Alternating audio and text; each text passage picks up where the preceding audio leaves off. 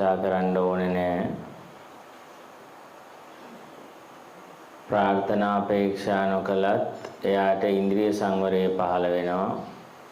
ඉන්ද්‍රිය සංවරය ඇති කල්හි ඒ තියෙන කෙනා ප්‍රාර්ථනා කළත් නොකලත් එයාට සීලේ සකස් වීම සිද්ධ වෙනවා. සීලේ සකස් වෙච්ච කෙනාට සමාධිය සකස් වෙනවා. සමාධිය ඇති කල්හි ප්‍රාර්ථනා කළත් නොකලත් යථා භූත ඥානය ඇත්ත ඇති හැටියට දැකීම සිද්ධ වෙනවා. යථා භූත ඥානය ඇති කෙනාට ප්‍රාර්ථනා නොකලත් එයාට නිබ්බිදා විරාගය ඇති වෙනවා. නිබ්බිදා විරාගය ඇති කෙනාට ප්‍රාර්ථනා කළත් නොකලත් විමුක්ති ඥාන දර්ශනය ඇති වෙනවා කියලා බුදුරජාණන් වහන්සේ මෙන්න මේ විදිහේ මේ හැම ලස්සන විදිහට සති සම්පජාන සූත්‍රයේ මේ විමුක්තියට මූල හේතු වන සති සම්පජාන්‍ය විස්තර කරන්න යෙදුණා.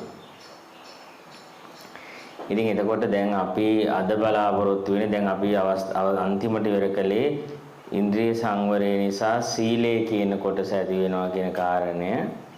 ඒක මම හිතන්නේ අපි දවස් දෙකක් විතර සාකච්ඡා කළා. එතකොට අපි අද තව පුරුකක් ඉස්සරහට යන්න බලාපොරොත්තු වෙනවා. ඒ සීලය ඇති කෙනා ප්‍රාර්ථනා කළත් ප්‍රාර්ථනා නොකළත් එයාට සමාධිය ඇති වෙනවා කියන එක. සමාධිය ඇති කෙනාට යථා භූත ඥානෙ ඇත්ත ඇති හැටියට දකින්නවා කියන කාරණේ. මේකේ සාරාංශ අදහස මෙයාට කියලා අපි අද කතා කරන්නේ මේ මාතෘකාව කියන එක. So welcome to you both. I'll be doing the translation on behalf of Bhante because Maya has also requested that she's living overseas, rather living Sri Lanka. So I will just give the summary and the idea rather than doing literal translation. So for now what Bhante mentioned is we are going on a series based on the Sati Sampajana Sutra. So it's to do with mindfulness, and with mindfulness the activation of the wisdom through that, in a sense. So there is a chain of events. When one occurs, then it helps you to develop another. So that's what has been explained in this series. Now we have come to the state of Sila, and from Sila we are going to the state of Samadhi.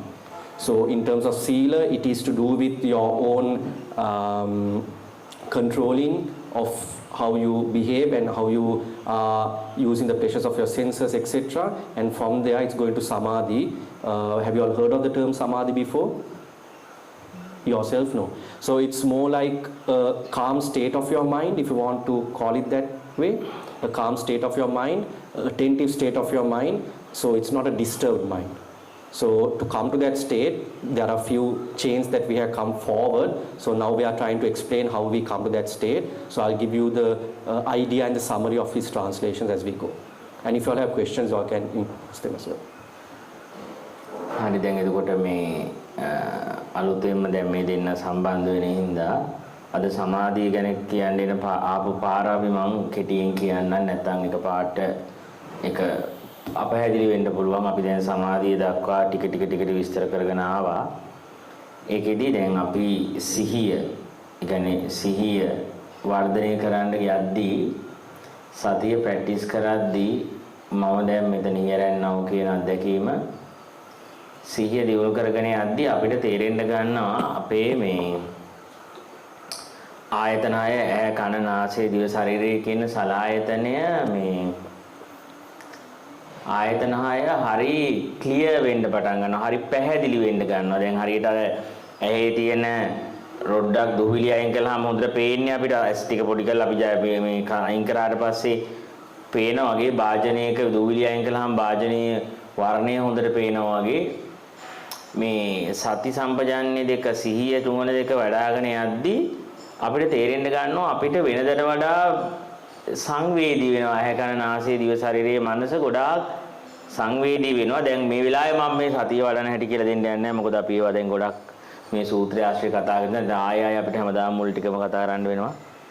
ඒ හින්දා අපි මෙන්න මේකම ඒ ටික මෙන්න මේ සිහිය වදාගෙන යද්දී මේ සෙන්සිටිව් වෙන්න ගන්නවා. සෙන්සිටිව් වෙන්න ගත්තට පස්සේ අපි අපේ අර මනසේ අර අපි අර මනස තමයි අර දුහවිලි වගේ එක මනසේ දාගත්ත අර සමස්ත චිත්‍රේ පේන්නේ මනසින් යම් concept දාගෙන ඉන්න අයට එයාලට පේන්නේ සමස්ත චිත්‍රේ නෙමෙයි නිකන් එක ඇන්ගල් එකකින් එක දෘෂ්ටියකින් එක ඇන්ගල් වලින් දැක්ක සමස්ත චිත්‍රේ පේන්නේ සමස්ත තියෙන දැන සතියේ නැත්තම් අර මේ නිකන් බිදිච්ච කැඩපතක් වගේ එක බිදිච්ච කැඩපත දැක්කම මූණවල් කෑලි නේ පේන්නේ සමස්ත චිත්‍රේ පේන්නේ නෑ සමස්තේ පේන්නේ නෑ අර සිහිය කියන එක සකස් කරගත්තට පස්සේ සතිය කියන එක සකස් කරගත්තට පස්සේ අපිට මේක මේ ඒක තියෙන යථා ස්වභාවය ඒකේ සමස්ත චිත්‍රය අපිට පේන්න පටන් ගන්නවා අපි ඒකත් එක්ක තමයි අපි නොදැනුවත්වම අපි සංවේදී වෙන්න ගන්නවා.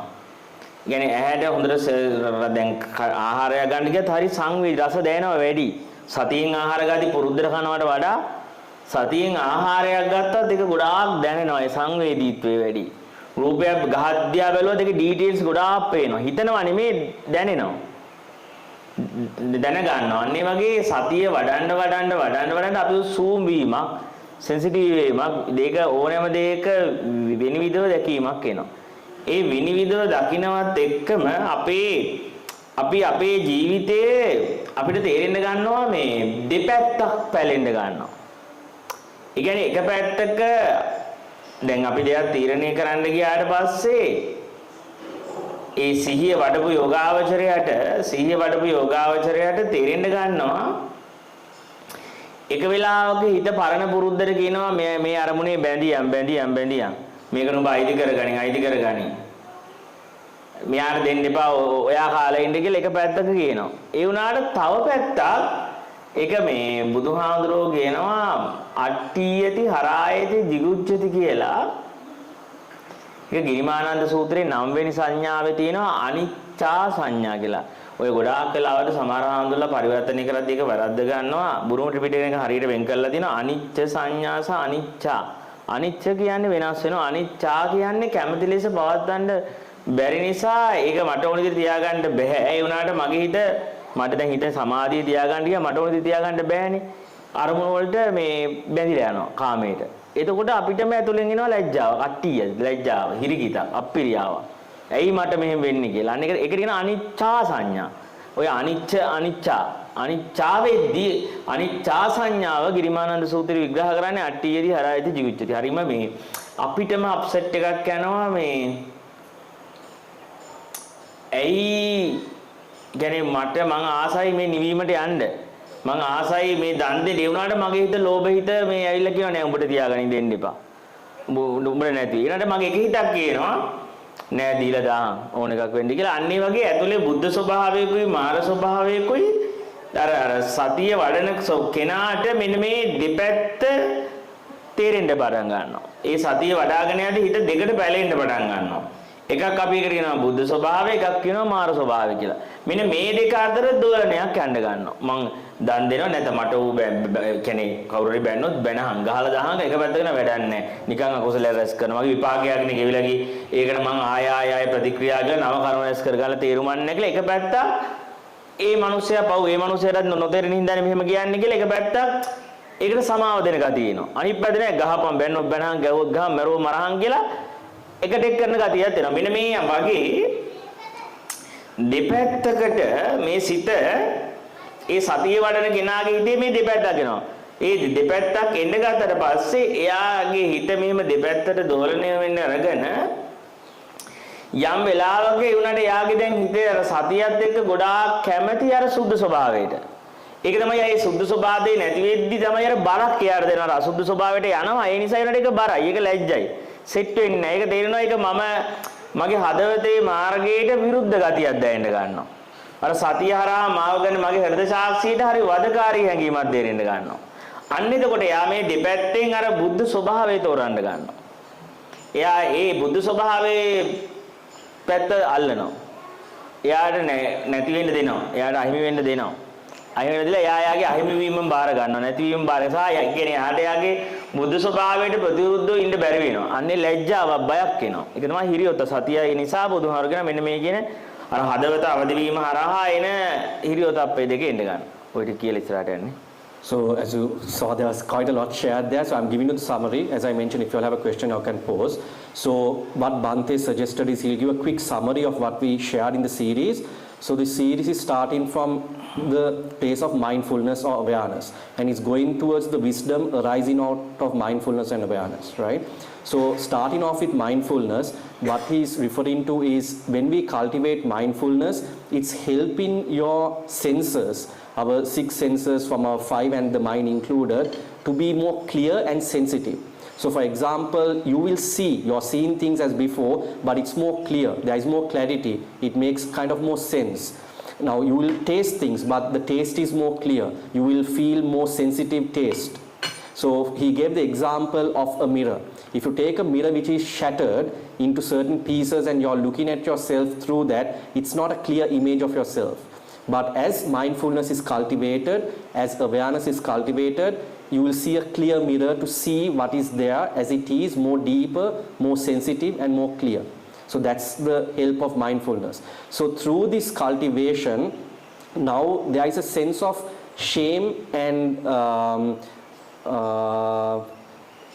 fear that we may not have in a sensitive. So if we are insensitive, we may not have that, but that sensitivity is also cultivated within us. So it's not shame and fear in a negative way, it's more of when you're acting upon things which are not pure or which are unholy, not pure, that shame and fear sensitivity also arises within you.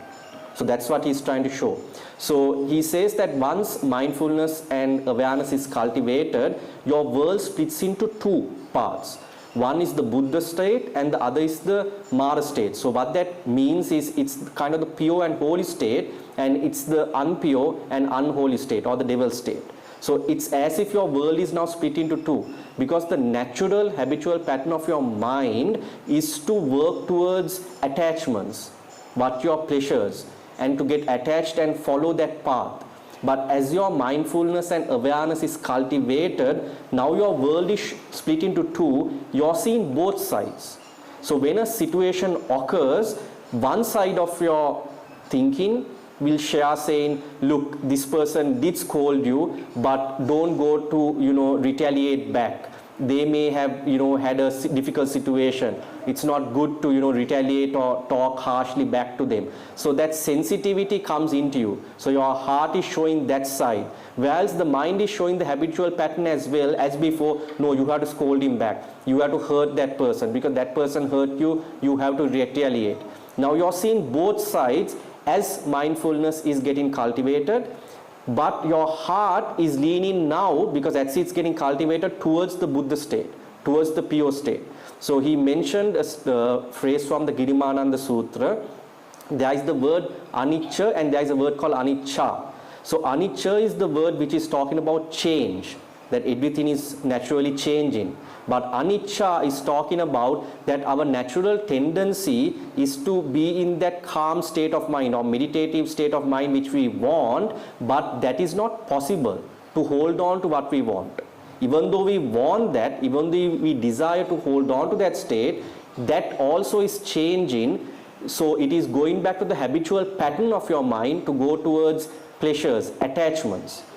So it is trying to hold on to the desire of a calm meditative state, but it's going back to the attachments in terms of pleasures. So that is what is referred to as anicca versus anicca. So it's similar but 2 different meanings. So that's where with this cultivation the world is split into 2.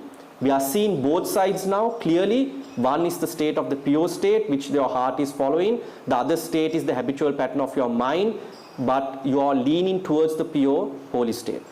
Hope that makes sense. Yeah. හරි එතකොට දැන් මේ විදිහට අපේ අතුලාන්තේ අර හිරියොතප්ප දෙක ඇති වෙනවා කියන්නේ ලැජ්ජ බය එනවා කියන්නේ අපිට අපි අර ආත්මාර්ථකාමී වෙලා අපේ මමත්වය ආරක්ෂා කරන දේවල් අපි අතින් කරන්න යද්දී යම් බර ගතියක් හදවතට. ඒ කියන්නේ මාව ආරක්ෂා කරන දේවල් කියන්නේ බොරුවක් කියන්න යද්දී, කේලමක් කියන්න යද්දී වෙන කෙනෙක්ට අයිති දෙයක් ගන්න යන හැම මොහොතකම ඒ තමන්ට තේරෙනවා තමන් ඒ කියන්නේ හරි බර ගතියක් තමන්ගේ හදවතට දැනෙන්න ගන්නවා. ඒක තමයි අපි අකුසලයේ කියලා කියන්නේ හරි බයක් එනවා, ලැජ්ජාවක් එනවා, යාට අට්ටිය තිහර ජිගුස්සාවක් එනවා මේ ඒ තමාගේ අර පිරිසුදු වී යන හදවතට ඒක ගැළපෙන්නේ නැති ගතිය. අන්න ඒකත් එක්ක මේක ඇති කල්ලි බුදුහාමුදුරගෙන එයාගේ අර ඉන්ද්‍රිය සංවරය નિરાයාස වෙනවා. ඒ කියන්නේ අර හදවත අවදි වුණාට පස්සේ ඒ හදවත අවදි වෙච්චි යෝගාවචරයේ සතිය හරහා අපිව හදවතට අවදි වුණා. එතකොට ඒ හදවත අවදි වෙච්ච කෙනාගේ සිතේ ස්වභාවය තමයි එයාගේ සිත අර පුරුද්දට ගිහිල්ලා අපේ මේ සිතේ පුරුද්ද තමයි මේ අර සත්තු 6 දෙනෙක් 6 පැත්තට අදිනා වගේ අපේ ඉන්ද්‍රිය 6 කියන්නේ අපේ විඥාණයට ඒ වෙලාවේ කෙලෙස් අරමුණක් රූප වලින් වැඩි කෙලෙස් අරමුණු කෙලෙස් උපදවන්න පුළුවන් නම් විඥානේ තනිකර බලන්නේ කියන බලන්නේ වුණාම අනිත් අහන එක අමතක වෙනවා හිතන එක අමතක වෙනවා ශරීරය අමතක වෙලා පිස්සු ඇදිලා වගේ ඒ සතා ඒ ඇහැ කියන සතා ඒ අරමුණට අද්දවගෙන තියෙනවා අපි.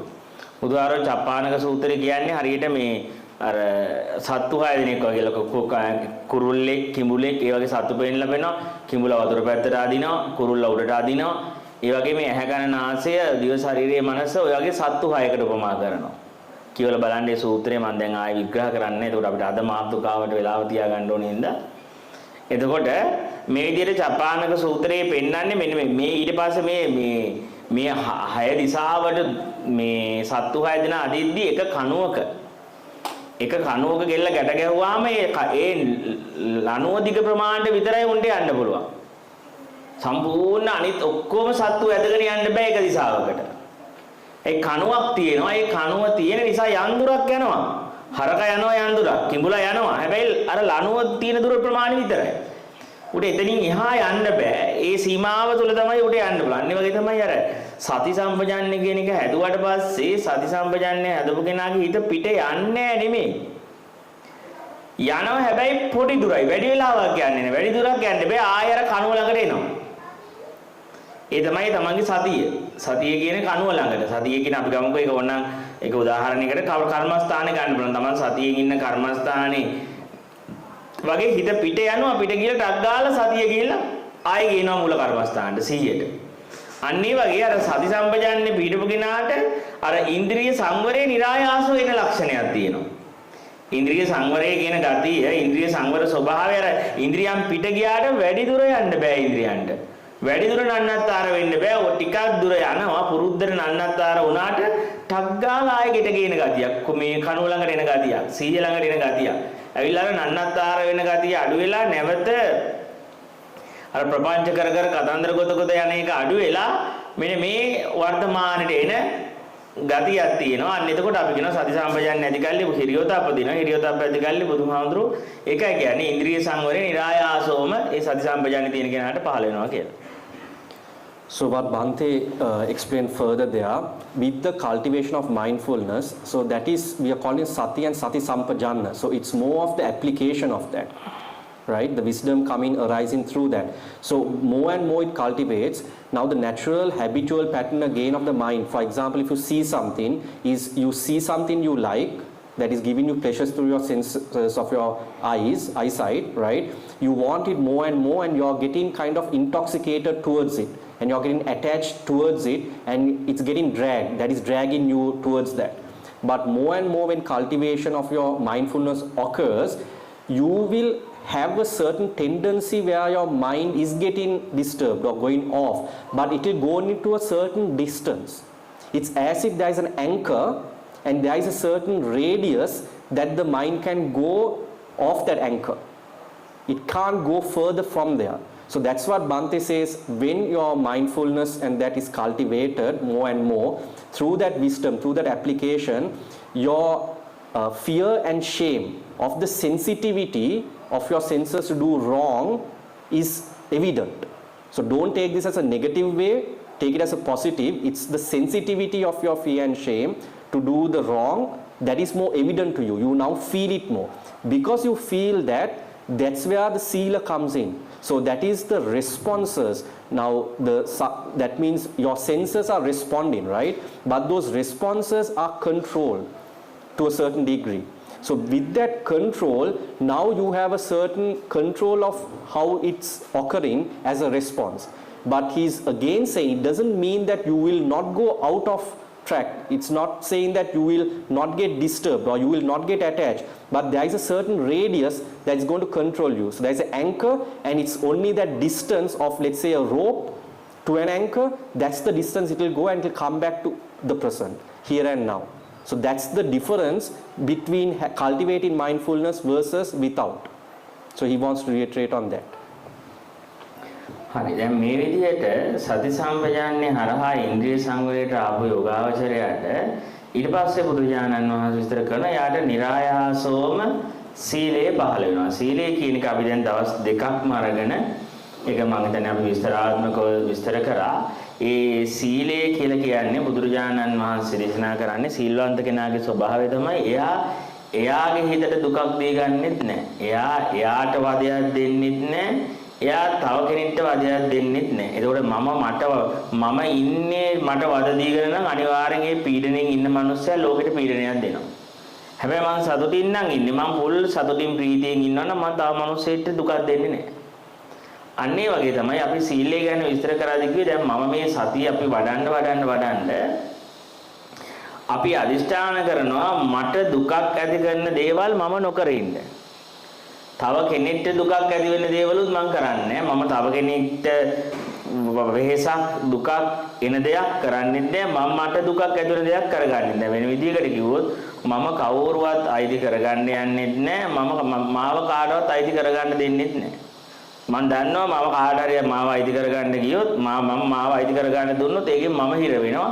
මම තව කවුරු හරි අයිති කරන්න ගියත් ඒ මනුස්සයා හිර වෙනවා. මෙන්න මේ නිදහස නැතික සීලය කියලා කියන්නේ කොයිලාවකවත් තමන්ට වද දෙන්නෙත් නැහැ, ලෝකෙට වද දෙන්නෙත් නැහැ. තමන් හැබැයි ඒ කියන්නේ ඒ ආදරේ තමන්ටයි ලෝකය කියලා දෙකක් නෑ. එකම ආදරයක් තියෙනවා. අන්නේ සීලය කියන තැනට එන්න පටන් ගන්නවා. So he was now going towards Sila to give a bit of an explanation. So as Sila is now getting cultivated, now this is a chain of events. Now once your responses are being controlled, right, of your sensory responses, then the Sila is occurring. So what it means by Sila is you're not being a burden to yourself, nor are you being a burden to the world. So you won't do acts or you won't act upon things that is going to be a burden to your own self. It won't give you difficult or heaviness on your own self. Neither will you be doing things which is going to be a burden or heaviness towards the world. So it's kind of a love which is coming from now within.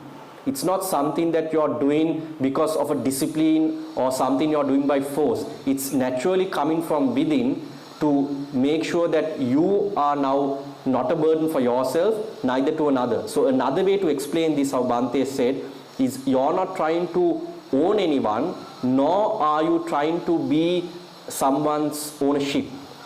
So no one is owning you either. Because when you're trying to own somebody, that becomes that burden. Or if somebody is owning you, now it's a burden for you. So that notion, which is again part of the habitual pattern of our mind, wanting to own something or be part of somebody's ownership, that tendencies tend to dissolve little by little. So that is the effects as Sila is now starting to grow as a natural tendency within you.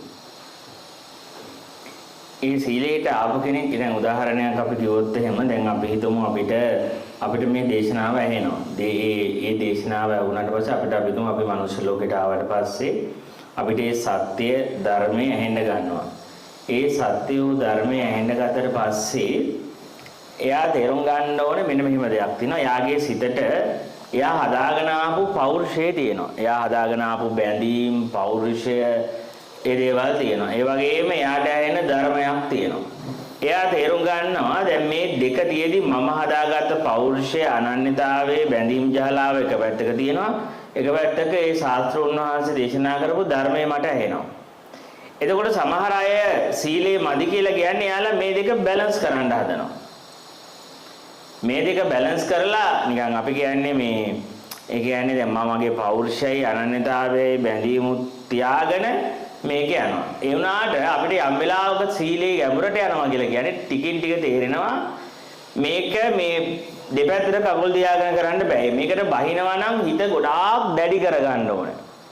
හිතේ අදිෂ්ඨාන ශක්තිය ගොඩාක් තද කරගන්න ඕනේ. මේක එහෙම මේ හිත දෙකට පලාගෙන යන්න බෑ මේ ගමන. මේ ගමනේ යනවා නම් එහෙම සීලයක් අදිෂ්ඨාන කළාට පස්සේ මගේ ජීවිතේ පරදුර තියන්නේ මම සීලය අදිෂ්ඨාන කරනවා කියන්නේ මම මගේ ජීවිත ආශාව අතහරිනවා. මම යම් පැවැත්මට දේවල් බැඳිලා හිටියනම් ඒ පැවැත්මට ආයිති දේවල් වලට තියෙන බැඳීම මනසින් අතහරිනවා. මේක අතහරිද්දි මගේ හිත කියන කෑ ගහනවා එපා එපා උන්වහන්සේගේ බණ අහලා උන්වහන්සේලාගේ දේශනා අහලා ඔයා ඔය සියල්ල වලට තියෙන අයිතිය අතහරින ඔයාගේ පෞරුෂය අතහරින්න ගියාම ඔයාට මුකුත් නෑනේ. ඒ උනාට අරයා හිත කොච්චර මේව කළත් එයා කොයිලාවකත් එයා ගත්ත තීරණය එයාගේ අදිෂ්ඨානය වෙනස් කරන්නේ නැහැ. මෙන්න මේකට හොඳ ගන්න ඕනේ. මෙතනින් එහාටයි නිර්වාණ මාර්ගේ යන්න බෑ. කියන්නේ තමන් ගත්ත අදිෂ්ඨානයේ දිගට ගෙනියන්න බැයි නම් සීලයක් තීරණය සීලයක් කියන්නේ මම අදිෂ්ඨාන කරනවා. මම අදින් පස්සේ මගේ මේ ඇප්පේට ඉඩ දෙන්නේ නැහැ. මගේ මෙන්න මේ වගේ දුර්වලතාවයන් දිලා මගේ හිතට අක් ගාලා බැඳින් හදා ගන්නවා. ලිංගිකත්වයේ පැත්තට ඇබ්බැහි තියෙනවා මගේ. යමාර ආහාර වලට මගේ ඇබ්බැහි තියෙනවා. සමහර බැඳින් වලට ඇබ්බැහි තියෙනවා. සමහර අයගේ මං ඇටෙන්ෂන් ගන්න හරි ආසයි. ඇටෙන්ෂන් වලට මං ඇබ්බැහිලා තියෙනවා. මෙන්න මේ වගේ මම තේරුම් ගන්නවා මගේ සුද්ධ මාර්ගයේ මේ ඇබ්බැහි වෙක් යන ගමන කරදරයක්. නැවත නැවත මාව ඇදිලා යනවා ඒකට. ඊට මම අදිෂ්ඨානයක් කරනවා මම මේ බුද්ධත්වයේ සඳහා නිර්වාණය සඳහා මාර්ගයට ප්‍රවිෂ්ඨ වුණා. මම අදිෂ්ඨාන කරා මම මෙන්න මේ බ්‍රහ්මචර්යාවට එනවා. මම මේ සීලය අදිෂ්ඨාන කරනවා. මගේ ජීවිත ආශාවත් එක්ක මම අතාරිනවා. මොකද ජීවිත ආශාව තියාගෙන පවතින දෙයට යම් වටිනාකමක් තියාගෙන වැඩි කල සීල රකින්න බෑ. ආයෙත් ඔබ ගිහිල්ලා අර පරණ ජීවිතේට ජොයින් වෙනවා. මම කියන එක තේරුම් ගන්න ගොඩාක් අයට වෙන්නේ යාලා නිකන් එහෙම අපි කියන්නේ කොන්දක් නැහැ, ගටක් නැහැ. සීලයක් අදිෂ්ඨාන කරගන්න හයියක් නැහැ. එයාලා ටික දවසක් ඉඳලා ආයෙ අර පරණ ලයිෆ් එකට යනවා. ඉතින් බුදුහාරෝ කියන්නේ සිවුරු ඇල්ල යනවා කියන්නේ මැරුණා වගේ කියන උට කොන්දයක් නෑ උට. ගත්ත එක දිගට යා ගන්න බෑ වැනෙනවා. ඒ ගත්තනම් සීලයක් ගත්තනම් අදිෂ්ඨානයක් ඒකේ ජීවිත ආශාව අතහැරලා යන තරම් ගැට නෑ. හයිය නෑ, කොන්දක් නෑ, පණක් නෑ, පෙන්දේ. ආංගී වගේ කෙට සීලයක් ගන්න බෑ. ඒ සීලයක් ආරක්ෂා කරනවා කියන්නේ උ ගත්තද ඒ කියන්නේ එතකොට යාගේ ජීවිත ආශාවත් අතහැරි මිනිස්සු සමාදන් වෙන්නේ. නැත්තම් අපි ජීවිතේ හරි වෙනුවෙන් සීලය කඩා ගන්නවා. බුදුහාර කියන්නේ ජීවිත සමහර අයගේ තියනවලු ශික්ෂාපද විසුද්ධි මාර්ගයේ කියනවා ඥාති පරියන්ත සීලේ. භෝග පරියන්ත සීලේ. ඊට පස්සේ ජීවිත පරියන්ත සීලේ. ඒ කියන්නේ එයාට එයාගේ භෞතික ඔයා වැඩියෙන් මාසයි කියමුකෝ මේ කෝපෙට. එතකොට මොකද වෙන්නේ මම මේ සීලය අදිෂ්ඨාන කළා මම මේ මාර්ගය අදිෂ්ඨාන කළා ගැඹුරට යද්දි මගේ මමත්වයේ ෂේවුනාම කර්ම විපාක ශූන්‍ය වෙනවානේ. ඒතර මං කරපු කර්ම ලොට් එකක් සංසාරේ තියෙනවානේ මේවා ගෙවන්නේ කවුද? එතකොට මොකද කරන්නේ? මගේ පුරාණ කර්මය මොකද කරන්නේ? මා වැඩියෙන්ම බැඳිච්ච දැන්ට ඇටැක් කරනවා. මම වැඩියෙන්ම බැඳිලා තියෙන්නේ මේ කෝපෙට නම් මේ කෝපෙ මගෙන් ඈත් කරන්න යනවා. ඒතකොට මම මොකද කරන්නේ? මම අර සීලයයි අර අදිෂ්ඨානයි අර භාවනයි අර ඔක්කොම අදලා මේ කෝපෙ වෙනුවෙන් ආයෙ යනවා ගෙදර. ඒක රැකගෙන ඉන්න එක නැති කියන බයට. ඒක එතකොට කියනවා විසුද්ධි මාර්ගික භෝග පරියන්ත සීල. භෝගේ නැතිදි සීල ඉවරයි. සමහර අයගේ තියෙනවලු ඥාති. ඒ කියන්නේ දැන් මට මගේ බැඳීම් ටික ඔක්කොම කුඩු වෙනවා මේ සීලය අරගෙන මේක අදිෂ්ඨාන කළා මේක බැහැගෙන ඇති මගේ යාළුවෝ ඥාති මගේ දරුවෝ මාව දැලා යනවා කියලා අතහැරෙනවා කියලා දැනෙද්දී මනුස්සයා මොකද කරන්නේ?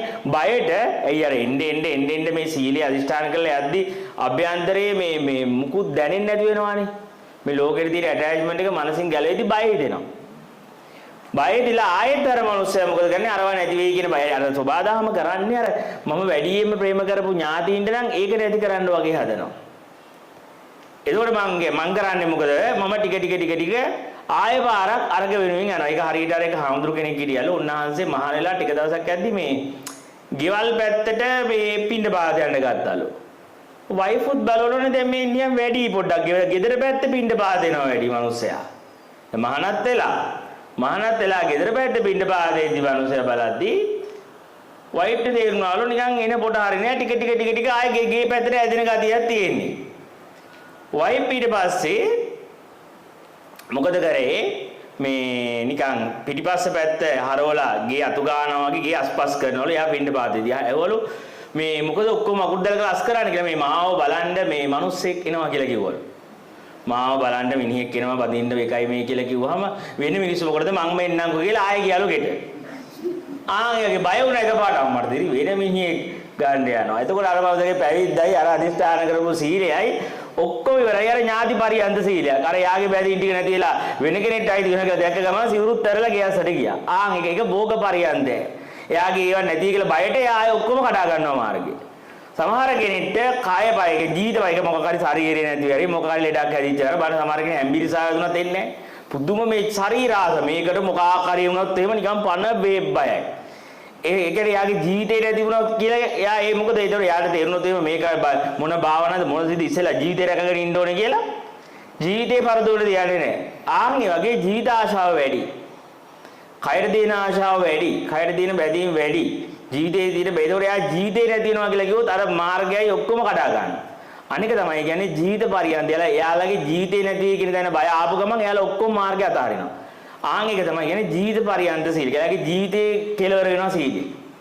ඒතකොට මේ විමුක්ති මාර්ගයට ආපු කෙනා එයාගේ බැඳීම් නැති වෙලා ගියත්, එයාගේ ජීවිතේ නැති වෙලා ගියත්, එයාගේ ගෞරවේ නැති වෙලා ගියත්, එයාගේ ඥාති නැති වෙලා ගියත් ආයෙ හැරිලා බලන්නේ නැහැ. ආයෙ වැනෙන්නේ නැහැ හිත. අන්නේ වැඩෙන්නේ නැති ගත්ත තීරණයක් ගත්තද ඒක ජීවිත ආශාව අතහැරලා ගන්න තීරණයක්. මොකද අන්තිමට කොහෙන් හරි ගිහිල්ලා අපි හිර වෙන්නේ ජීවිත ආශාව කියන තැනනේ. අනිත් ඔක්කොම නැතිලා ගියත් මැරෙන්නේ කිසි බයයිනේ අපි. අන්තිමට අපි සීලයට එන්නේ ජීවිතය අතහැරලා දාලා. මරණය බාරගෙන එන්නේ. ආංගෙද කොට කියනවා ජීවිත පරියන්ත සීලයක්. ජීවිතේ පරියන්ත කොට ජීවිතයත් අතහැරලා රකින්නේ. ජීවිත ආශාවත් අතහැරලා එතකොට මම ආයෙ හැරිලා ගෙදර යන්නේ නැහැ සිවුරු. ලහපපාරක් භෞතිකයේ වෙනුවෙන් දගලන්නේ නැහැ. මොකද හිතට බෑ මාව ආයෙ හොලවන්න. මොකද මගේ අදිෂ්ඨාන ඊට වඩා හයියයි. ආන්ගේ ඒ හයිය නැතුව එතනින් එහා මාර්ගේ යන්න බෑ. නැත්නම් වැනිනවා. වැල්ලා ආයෙ පාරක් අර මොකක් හෝ අර කුණු ගොඩක් අයිති කරගන්න ගිහිල්ලා ඒක ඇතුලෙන් මැරිලා ඒක අයිති කරගත්තා වගේ ඊට මාර බරක්නේ ඔක පවත්ත ගන්න මේන්ටේන් කරන්න මේ මනුස්සයා කියන විදියට ඉන්න. මල කර්ම යන්නේ ආයෙ පාරක් මෙහෙට වරෙන් චුම්පාන් අයි කෝල් කලේ නැති චුම්පාන් අයි බෝනුස් නැති චුම්පාන් නේ දැන් යන්ගෙද චුම්පාන්ක ඔක්කොම කරන්න එපා. අර මේ ළඟදිත් දෙකම මම බලන් හිටියා අර ගීෂාන් අහන්න පස්සේ දැන් යන් අයින්න බෑ යන් කියවම ඉතින් යන්න ඕනේ කුක්ෙක් වගේ. ඉතින් අම්මා යන් කියවම මම දෙක යන්න ඕනේ යන්න ඕනේ. ඉතින් ඒක තමයි කර්මයක් ඒක. ආයෙ චුම්පාන් ආයෙත් ඊට වරේ චුම්පාන් මෙහෙට බලයන් චුම්පාන් ඊට පස්සේ දැන් ඉතින් කියන එක නටන්න ඕනේ. ඒක තමයි වැඩේ තියෙන්නේ. ඒ අර ස්වාධීනත්වය ඉවරයි ජීවිතේ. ස්වාධීනත්වය ඉවර වෙන්න පටන් ගන්නවා. ඒ මොකද දැන් තමන් වහලෙක් බවට පත් වෙනව නැවත වතාවක්. අර දෙවන්නේත් එක්ක ආය හවුනාට පස්සේ. ඉතින් අන්න ඒ වගේ මේ මාර්ගයේ තියෙන්නේ මට කොච්චර හිතට ආසාව එන්න පුළුවන් කරන්න දෙයක් නැහැ පුතේ. සිතට හිත කියන්න පුළුවන් මම තීරණේ අරන් ඉවරයි ජීවිතය අතහැරලා තීරණේ ගත්තේ. මරුණත් මං ආය ගත්තේ දෙපැත්තට හැරෙන්න නෙමෙයි. එක්ක මරණේ අර බෝසතාණන් වහන්සේ කිව්වේ එක්ක මාරයා කියනවනේ නමෝචි තුආගෙන ඔක හරි අමාරු වැඩක්. ඔවහන්සේ ගෙදර ගිහිල්ලා නැවත යසෝදරාවත් එක්ක පින් දැස් කරගෙන ඉන්න මේ ඔය හොයනවා කියන එක ලේසි නෑ. ඔක මරණය ජීවිතයත් අතර කතාවක්. ඔක ජීවිතයයි මරණය අතර ඔය සත්‍ය කියන එක මිනිස්සු දන්නේ නෑ. ඔය හොයන්න ආවට මොකද්ද යාලා ඇවිල්ලා තියෙන්නේ කියලා. ඔවුන් දන්නවා නම් ඔක හොයන්නේ නැහැ. මොකද්ද මේ අපි ඇවිල්ලා තියෙන්නේ අපිම අපේ මරණය බාර ගැනීමක්. ඉතින් ඒ නිසා කියන ඔක ලේසි වැඩක් නෙමේ. ඔක ජය ගන්නවා කියන එක මරණය. ඉස්සලා මම මරණයෙන් ජය ගන්න මම දැක සිහියෙන් මරණයට යන්න වෙනවා. මරණය හරහාමයි යන්න වෙන්නේ. ඔක ලේසි නෑ මිනිස්සුන්ට ලෝකේ කරන්න. ඉඳ අහපව ගෙදර යන්න. ගෙදර ගිහිල්ලා හොඳට යහපත් දේවල් කරගෙන හොඳ පින් දැස් කරගෙන ඉන්න. මේක එන්න ඒක අපහසු දෙයක්. උන්වහන්සේ කියනවා නමෝජි මම පින හොයාගෙන ආපු කෙනෙක් නෙවෙයි. මට ඕන සත්‍යය. ප්‍රශ්නයක් නෑ. එක්ක මගේ ඇටමස් වේලිලා මැරෙයි. ඒ කියන්නේ ලේ වියලිලා යයි ඇට ගැලවිලා යයි. මෙතන මැරෙයි. ඒ උනාට එක්ක බුදු වී මිස මං ආයෙ නැගිටින්නේ. එක්ක බුදු බව එක්ක මරණය. දෙක ජීවිතේ ලංසුවට තිබ්බා. එක්ක බුදු එක්ක මරණය. ඔය දෙකකින් එක යහපෝ යුද්ධ. ඒ කියන්නේ යුද බිමට ගියා. ආයෙ එක්ක දිනුව එක්ක මරණය. දෙකකින් එකයි. ආයෙ ඔය දෙකකින් ඇල්ල ගෙදර දුවන්නේ සිරේ පුස්සගෙන. අපෝ මට දරන්න බෑ මෙච්චරයි මට දරන්න බලන්න දඟලන්නේ. එක්ක සතුරට ලයදී නෑ හැරුණේ. ලේ පැල්ලන්නේ නෑ පිටපැත්ත. ඒ කියන්නේ ලේ පැල්ලන් පිටපැත්ත නෑ පපුවේ තමයි ලේ පැල්ලන් තියෙන්නේ. ඉස්සරහට යන්නේ. එක්ක පපුවේ ඒ කියන්නේ සින්දි සතුරට පිට පැල්ලන්නේ නෑ ලේ පැත්තේ. ලේ පිට දුවලා මෙල්ලේ නෑ. පිටිපස්සෙල් ඇයි? ඒක තමන්ගේ පිටිපස්සේ නෑ ලේ. ඒ කියන්නේ පිටපැල්ල කියන්නේ ලේ පැල්ලන්නේ නෑ පිටපැත්තේ. නෑනේ. ඒ තමන්ගේ පිටපැත්තේ ලේ පැල්ලන් කොහෙවත් ඇත්තේ නෑ. ඒ කියන්නේ ඒ තරම්ම මොකක්ද ඒ කියනවායි මේ එයාගේ තියෙන කියන්නේ හයිය ගට් එක ඒ කියන්නේ යා ගත්ත තීරණයට යනවා ජීවිතය අතහැරලා තියෙන්නේ මරණය බාරගෙන තියෙන්නේ අන්න ඒ කෙනාට තමයි මේ සීලය කියන්නේ මොකද්ද කියලාවත් තේරෙන්නේ පෞරුෂය සීලයෙන් එන මේ සීලයේ තියෙන හදන පෞරුෂය මං හදාගත්ත පෞරුෂය කඩාගෙන අනිත් කඩාගෙන ඉස්සරහට යන ගමනක් මේකේ තියෙනවා. So again, there was a lot shared there, so I'll give you the summary. So what Bhante shared was when someone sits for a sermon, as you all have done, now there is one side of you which wants to cultivate and go further in Sila, but the habitual pattern of yourself is coming with the identity and the personality that we already have within us. Now that personality is our attachments, our pleasures, our preferences, everything included. So it's dragging us back towards that. Now what many try to do is they try to keep a balance of these both. They are trying to keep the balance of their pleasures, their likings, their personality as it is, while they are trying to lean towards Sila as well. But that is a fault. That's a trap that you will fall into. What Bhante says is at this stage, we have to build or cultivate now a determined mind, a steady mind or a strong mind, that whatever happens, we are going to continue our practice. We are going to hold on to what we have built upon and not go backwards. So he says a person, what Gautama Buddha says, a person who comes into robes and derobes, it's as if it's a dead person. So because the habitual pattern again is dragging you towards your likings, your preferences to keep a balance, but now you have come to go onto the path of Sila and to cultivate what you have already built upon. So he gives a sutra which gives 3 stages of how the Sila is broken or shattered. So the first is to do with materialistic. So now you have cultivated your Sila, you are building upon that, but you go back to a certain attachment as a materialistic attachment. That comes upon you, now that thought arises more and more and you get dragged towards that, and because of that materialistic attachment, that pleasure, you let go of everything that you have cultivated so far. So that's one. The second one he said was to do with relationships. So you have built relationships throughout your life. It can be your relatives, it can be your friends. That is also part of your identity and your personality. So now you're building and cultivating your Sila, but now the memory of your relationships, of your relatives or your friends, those come in front of you. So that's the way nature tests you in a sense. So those situations come upon you, and now again you are getting dragged towards that, and you're letting go and shattering all what you cultivated because of that. So you're going backwards again. So first is materialistic, second is relationships. Third is to do with your desire for life. So when you say desire for life, it's not only your concept, it's even your body. So he's talking about your body in this sense. So for example, it can be the slightest sickness that you have. So he gave example that you may have the slightest cold or feeling that you're sick, and you may avoid coming to a meditation session, because you feel that if you continue the practice that your body is going to get affected, you're going to have effects on your body, and you want to safeguard yourself in that sense. So what Bhante says is, if a person is genuinely coming into this path and they want to follow through, they have to build that determined steady mind and let go of your life expectation desire. So it doesn't mean that you are trying to kill yourself, it's more of that desire that you want to nourish and hold on to your patterns, you have to let go of them. So he gave an example of a monk of a sutra, where there was a particular monk who had a wife, and then after his marriage he got ordained as a monk. Now he was going on his arms round with his begging bowl for food. At one point he started going back in the direction of his previous house where his ex-wife was.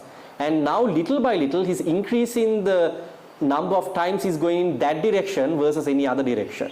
And interestingly, his wife noticed this, that this monk, who is the ex-husband, is now coming towards the house more frequently than before.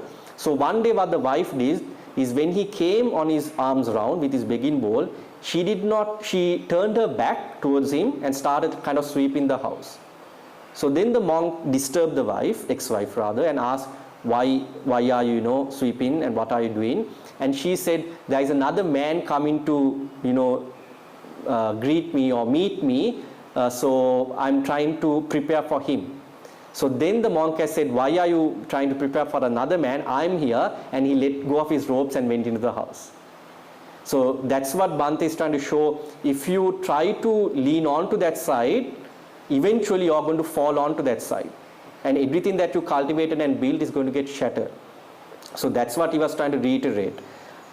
අන්තිම උදාහරණය මොකක්ද ස්වාමීන් වහන්සේ? මට අන්තිම එක අමතක වුණා. අර හාමුදුරුවෝගේ කිව්ව එකට පස්සේ මොකද? ඒක නේ. ඒක ඕනේ නැහැ. හාමුදුරුවන්ගේ එකට පස්සේ තව උදාහරණයක් දෙන්නා නේද? මොකද්ද? yeah. ඒක තමයි.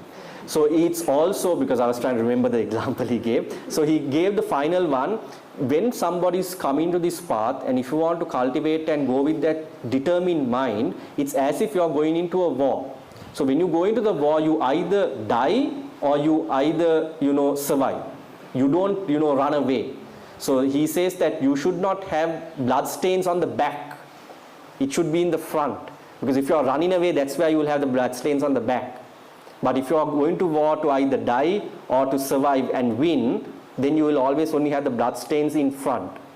So he gave the example of Gautama Buddha when he was Siddhartha, the Bodhisattva, while he was going in the path of his practice, that the Mara, so the Mara here is the kind of the dark side of your mind, which is trying to take you backwards, came and told, these are very difficult path. Don't continue this. You don't even know whether you are going to achieve this. Why don't you go back to your wife Yashodhara, right, and cultivate more merit, do good things, but don't continue this because you don't even know that you are going to achieve this. So he was trying to kind of, not give any encouragement and discourage Siddhartha, the Bodhisattva, while he was practicing. But the response Siddhartha gave, Bodhisattva gave, was that I'm here seated either to become enlightened or either to die. But I will only select either of them, but I will not leave this practice. So that's the determined mind that he had. So that's the example he gave of that war, that when you go to a war, you are in that state of I'm going to either win or I'm going to die, but I'm not going to run away. So he even gave a subtle example of a monk who came, who had derobed, and he came recently, and then his mother said, okay, let's go, because he came with his mother. So they were here, they spent time, and then when the mother said, let's go, he had to go. So he said that now you can see now, because he's now back to his family, whatever they say, they have to follow. So that's what happens to us. So we go back to our attachments, we want to safeguard those relationships, and then knowingly or unknowingly, the truth is we are going to be slave to them, and we have to follow through. And we can't go through this practice. So the whole idea of what he tried to share was that we have to build now the next stage, the determined, steady mind to go through this practice. It's not about keeping a balance. It's about going strongly, deep into this practice through that steady mind. හරි එතකොට දැන් මේ ඔන්න දැන් තමයි අපි අද මාර්තුකාට එන්නේ. එතකොට දැන් අපිට සීලයෙන් පස්සේ බුදුරජාණන් වහන්සේ විස්තර කරන්නේ සීලය තියෙනවා නම් ප්‍රාර්ථනා කරන්න ඕනේ නැහැ. සමාධියනවා. සමාධිය තියෙනවා නම් යථාභූත ඥානෙ ප්‍රාර්ථනා කරන්න ඕනේ. දැන් මෙන්න මේ තුන අතර තියෙනවා සම්බන්ධය. කියන්නේ සමාධිය හරිනම් ආයේ ඇත්තේ යථාභූත ඥානෙ අපිට පහළ වෙනවා.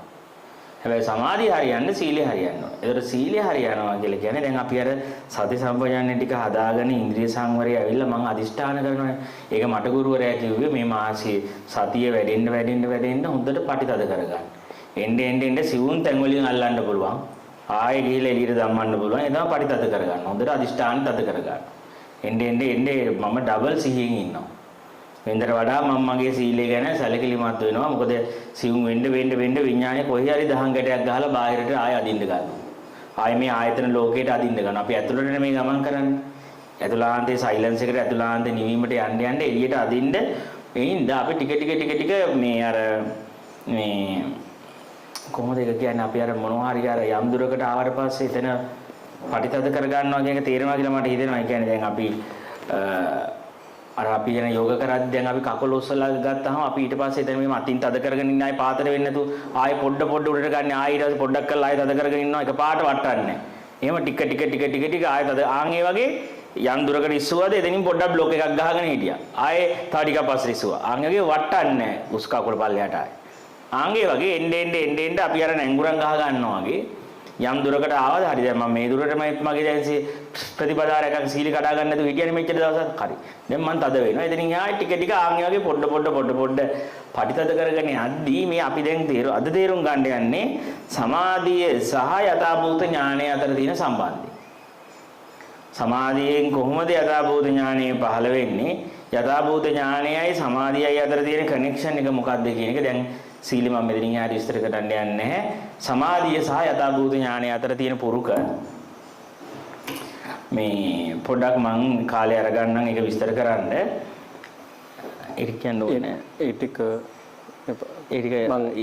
කෙටියෙන් කියනවා so now Bhante is coming to today's topic so this is all a recap until what has been shared so with the sila being cultivated then is come to the samadhi state so this is not something that you are thinking and doing it's a thing that is happening choicelessly automatically it will occur if your sila is being based properly and cultivated properly so as you go deep into that so the samadhi state as I mentioned it's more the calm mind or the meditative mind and through that comes the mind of wisdom to see things as it is so to see things as it is so that's what we are trying to discuss today from samadhi how we that mind of wisdom with to see things as it is cultivated so once the base is done this is like a chain of events that is going to occur automatically from within it's not something you are thinking and doing but he mentioned something subtle he said his teacher told him as well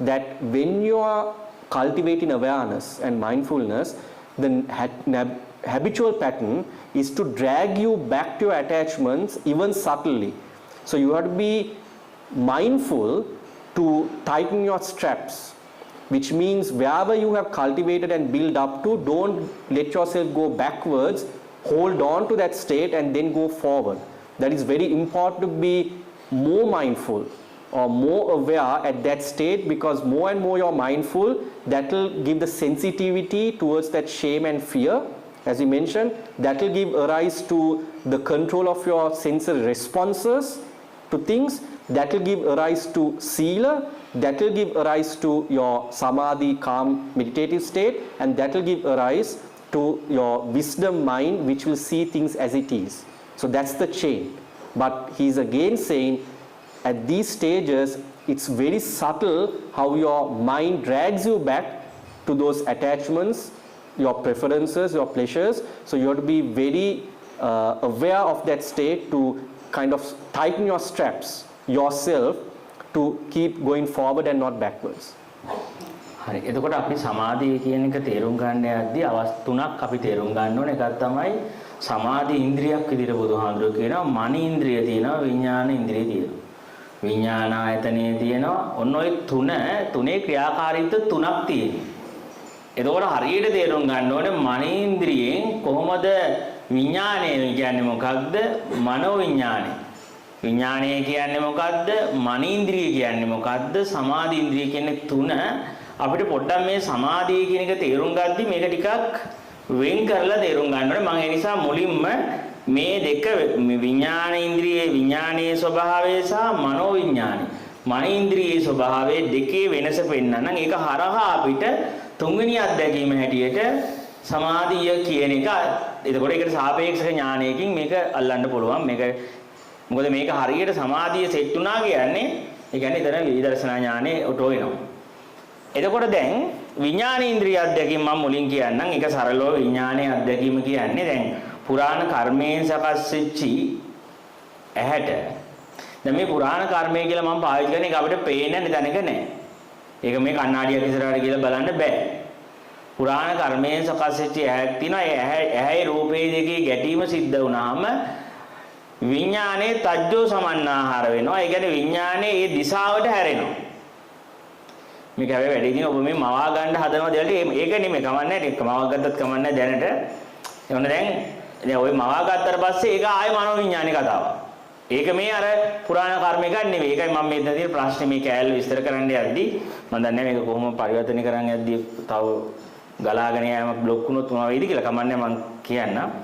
එතකොට දැන් මෙහෙම විඥාන අධ්‍යක්ීමක් විඥානයේදීම පුරාණ කර්මයේ අවස්ථාව දින ඇහැට රූපයක් දෙකේ ගැටුම නිසා විඥානයේ ඒ දිශාවට තජ්ජෝ සමන්නාහාර වුණාට පස්සේ අපිට පේනවා කියන අත්දැකීම හම්බ වෙනවා. අපිට පේනවා කියලා දැනීමේදී පුරාණ කර්මයෙන් සකච්චි ඇහැ රූප දෙකේ ස්පර්ශය ඒ නිසා විඥානයේ ඒ දිශාවට යොමු වීමත් දැන් අපිට නිින්ද ගියාට පස්සේ සද්ද දැන් මේ දේශනාවදී නිින්ද ගියොත් දේශනාව ඇහෙන්නේ නැහනේ. ඒ මොකද විඥානයේ තජ්ජෝ සමන්නාහාරගත වෙන්නේ නැහැ. ඒ දිශාවට හැරෙන්නේ නැහැ. විඥානයත් ඒ දැන් ඔබ මොනවා හරි මේ දේශනාවස වෙන මොනවට කල්පනාවකට යන්නකෝ මොනවා කිව්වද කියලා මිස්සා යන්නේ. අර ඒක හොඳට හොයන්න පුළුවන් තායිෂී කරද්දි මේම අවධානය කොහේ හරි තැනකට ගිහලා මොනවා හරි කියලා ආවම එහෙන් පැටලෙන්නේ මේ මොකක් කරාද මට කරේ අන්බැලන්ස්ලා යනවා. ඒ වගේ මේක එක දිගට තියන්න ඕන. අවධානය නැතුව වෙන මොනවා හරි කොහෙටව ගියපු ගමන් මේක ඇහෙන්නේ නැහැ. මේ උන ඒ කියපු ටික මිස් වෙලා. ඊට පස්සේ මතක නැහැ අත වම පැත්තට කන ළඟින් ගන්නද කන ගාගෙන ගන්නද මතක නැහැ ඇහිලා නැහැ. එයාගේ තජ්ජෝ සමන්නාහාරලා වෙන කොහෙටද මන්ද? සද්දෙට නෙමෙයි. විඥානේ වෙන කොහෙදෝ තජ්ජෝ සමන්නාහාරලා මනෝ විඥානයකට දැන් මතක නැහැ. මෙහෙන් කන ගන්නවද මෙහෙන් අත ගන්නවද දැන් කල්පනා කරනවා ඊළඟ කාලේ පටපටි බලනවා අරයා කොහෙන්ද ගන්නෙ? මෙයා කොහෙන්ද ගන්නෙ? අරක මිස් වෙලා. ආන් ඒ වගේ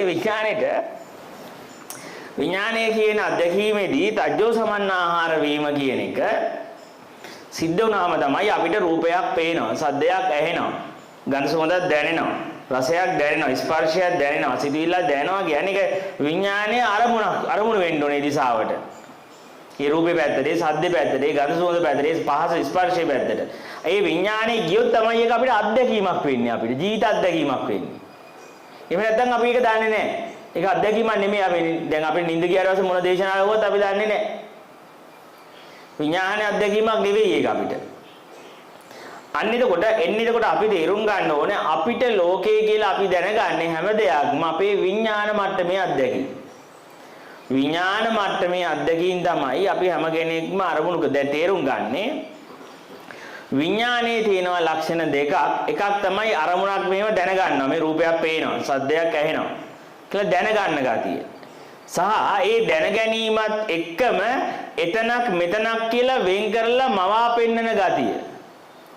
ඒ කියන්නේ අපි හීනයක් දැක්කත් මෙතනක් මෙතන මං ඉන්නවා අතන ලෝකේ තියෙනවා කියන දැන් ඔබට මේ දේශනාව අහද්දි ඔබ වහන්සේ ඔතන ඉන්නවා ඔතන මම වාඩිලා ඉන්නවා කියලා ඔතනක් මෙතනක් වෙන් කියලා පේන ඊට පස්සේ ඔබ මෙතෙන්ට ආවට පස්සේ ඔතන කියන එක මෙතන වෙනවා ඔබේ. ඔය මෙතන කියපු එක ඔතන වෙනවා.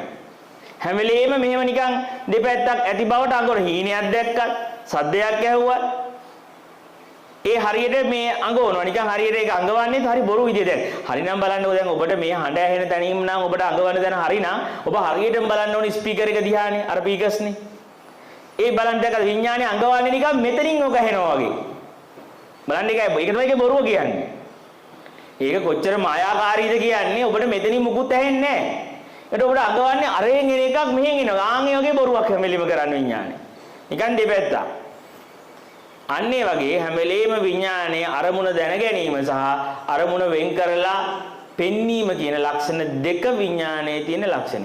ඒක කියලා අනිත් දෙකට යන්න. නැත්නම් පැටලේ ඔක්කොම එකට පාර කියන්නේ. So now Bhante is coming to a few technical terms, so I will give you the idea of them. So while we are coming to Samadhi, Bhante is talking about 3 different states or stages. So one is he's talking about Vijnana, then Mano Vijnana and Samadhi. So Vijnana, Samadhi, Mano Vijnana. So there was 3 are there. So with Vijnana, I'm not using the word consciousness. We'll just take the word as mind, right? But this mind is a creation that is coming through your past karma that you have brought through. So for example, if you take the eye is actually a creation of your past karma. Through that your eye is a creation, because to view what has been built for the manifestation of those past accumulations, the eye is a creation that has occurred as an effect of that, or rather as a result of that effect, right? So that is what the mind is going here as Vijnana. But when you come to Mano Vijnana, it's more of the psychological mind that we are referring to. So what happens here is, for example, when this eye is created, the eye meets a certain image.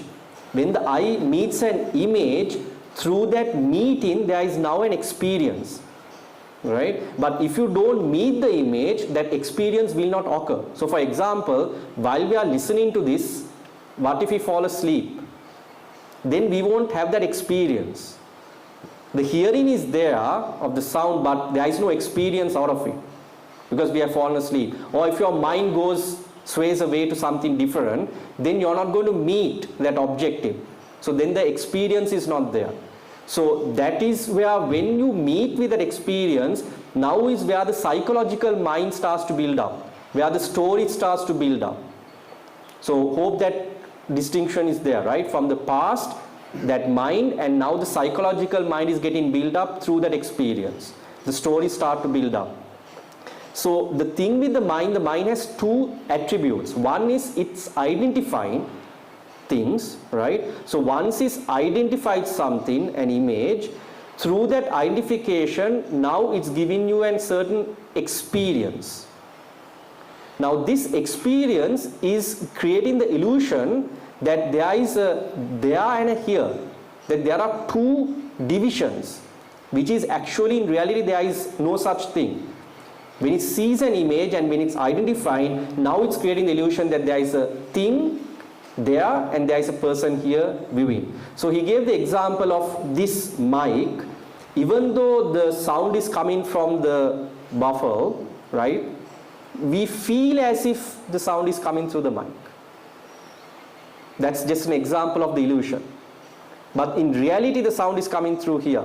But when we are looking at this, we feel as if the sound is coming through the mic itself. So that is the attribute of the mind that now we want to understand, to go deeper to understand these technicalities. Hope that makes sense. Yep. හරි එතකොට දැන් මේ විඥාන අධ්‍යක්ීම දැන් මේක අවිද්‍යාව නෙමෙයි.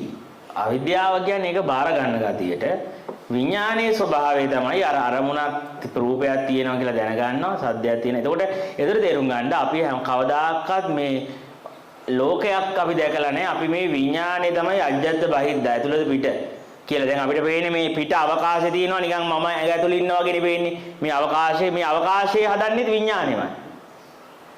විඥාන අධ්‍යක්ීම අපි මේ විඥාන හිතෙන් බහැර අවකාශයක ඉන්නව නෙමෙයි. මේ සිතම තමයි මේ අවකාශ හීනයක් දකිද්දී ඒකේ අවකාශයයි ඒ රූපයයි ඒ ඔක්කොම විඥාණයමනේ හිතේමනේ. ආන් ඒ වගේ මේ සිතේම අධ්‍යක්ීම.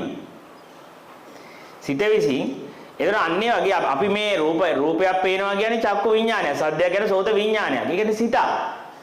ඒ සිතේ ස්වභාවය මොකද්ද? දෙපැත්තක් වෙන් කරලා අඟවීම සහ ඒ අරමුණ පේනවා හැනවා කියලා දැනගන්න ගතිය සහ වෙන් වෙලා හැම වෙලෙම වෙන් වෙලා දැනෙන ගතිය. ආයෙ මං කියනවා මේක අවිද්‍යාව නෙමෙයි මේක විඥානයේ ස්වභාවය. මේක මායාකාරී ලක්ෂණයක් තියෙනවා. මේක මේ වගේ නිකන් අඟවෙන ගතියක්.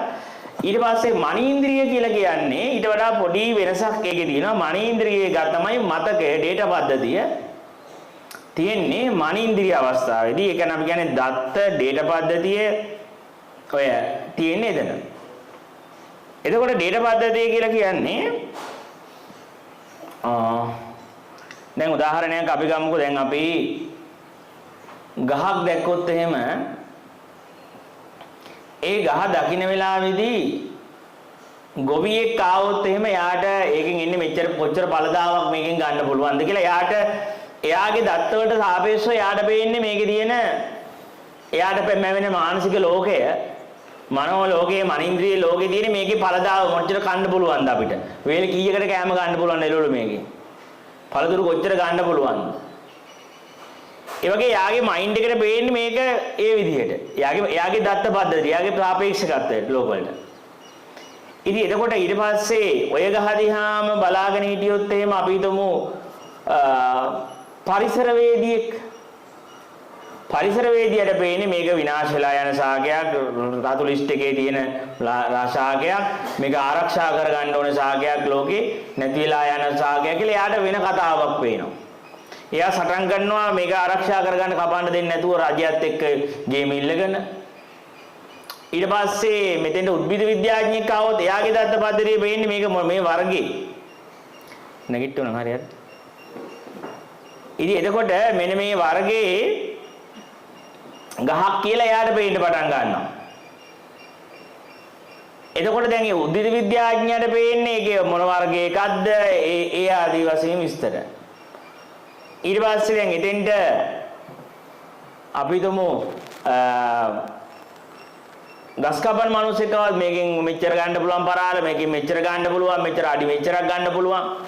එයාට එහෙම කතාවක් මම වෙනවා. ඊට පස්සේ මෙතන කලාකාරයෙක් ඒ ගහකට ගියාම ඒක මාරම ලස්සන චිත්‍රයක් හැදෙනවා. ඡායාරූප ශිල්පියෙක් ගාවට ඔන්න ඒක මේ සයිඩ් එකකින් ආලෝකය එනවා. මෙන්න මෙතන මාර ලයිට් ලස්සන මේකක් තියෙනවා කියලා එයාට පේන්නේ වෙනම එකක්. ඒ වගේම ඉතින් ওই විදිහට බලන්න චිත්‍ර ශිල්පියෙක්ට එකක් පේනවා. කලා ශිල්පී කලාකාරයෙක් එකක් පේනවා. ගොවියෙක්ට තව එකක් පේනවා. දැන් ඔතෙන් භාවනා යෝගියෙක් ගියොත් එයාට මොකද්ද පේන්නේ? භාවනා යෝගියෙක් ගියොත් එයාට පේන්නේ මොකද්ද? සම්පූර්ණ මමයි ගහයි එකක් කියලා ගහ දිහා හිත එහෙම අරමුණ වලට යන්න දෙන්නේ නැතුව සිත මෙහෙම ඒකාග්‍රගත කරනවා ගහකට. ගහට ඒකාග්‍රගත කරලා ඒ අර වෙන අරමුණ වලට හිත වටේට යන්න දෙන්නේ නැතුව ගහේ තියෙන ස්වરૂපයේම හිත මෙහෙම ඒකාග්‍රගත කරනවා. හැබැයි මේක අමාරුයි. යෝගා සමත යෝගාවචරයේ විදිය. අපි කියන්නේ කසිනවල කරන්නේ. කසින මණ්ඩල හදලා ඒ අරමුණ දිහා මේ ફોකස් කරගෙන ඉන්නවා. හැබැයි මේත් මනේන්ද්‍රියමයි මේක නෙමෙයි සමාධිය කියන්නේ. දැන් සමාධිය කියලා බුදුහාමුදුරුවෝ යථාභූත ඥානයේ එන සමාධිය මේක නෙවෙයි. ඒකෙන් කාම් එකක් හැදෙනවා. කාම් එක නෙමෙයි සමාධිය කියන්නේ.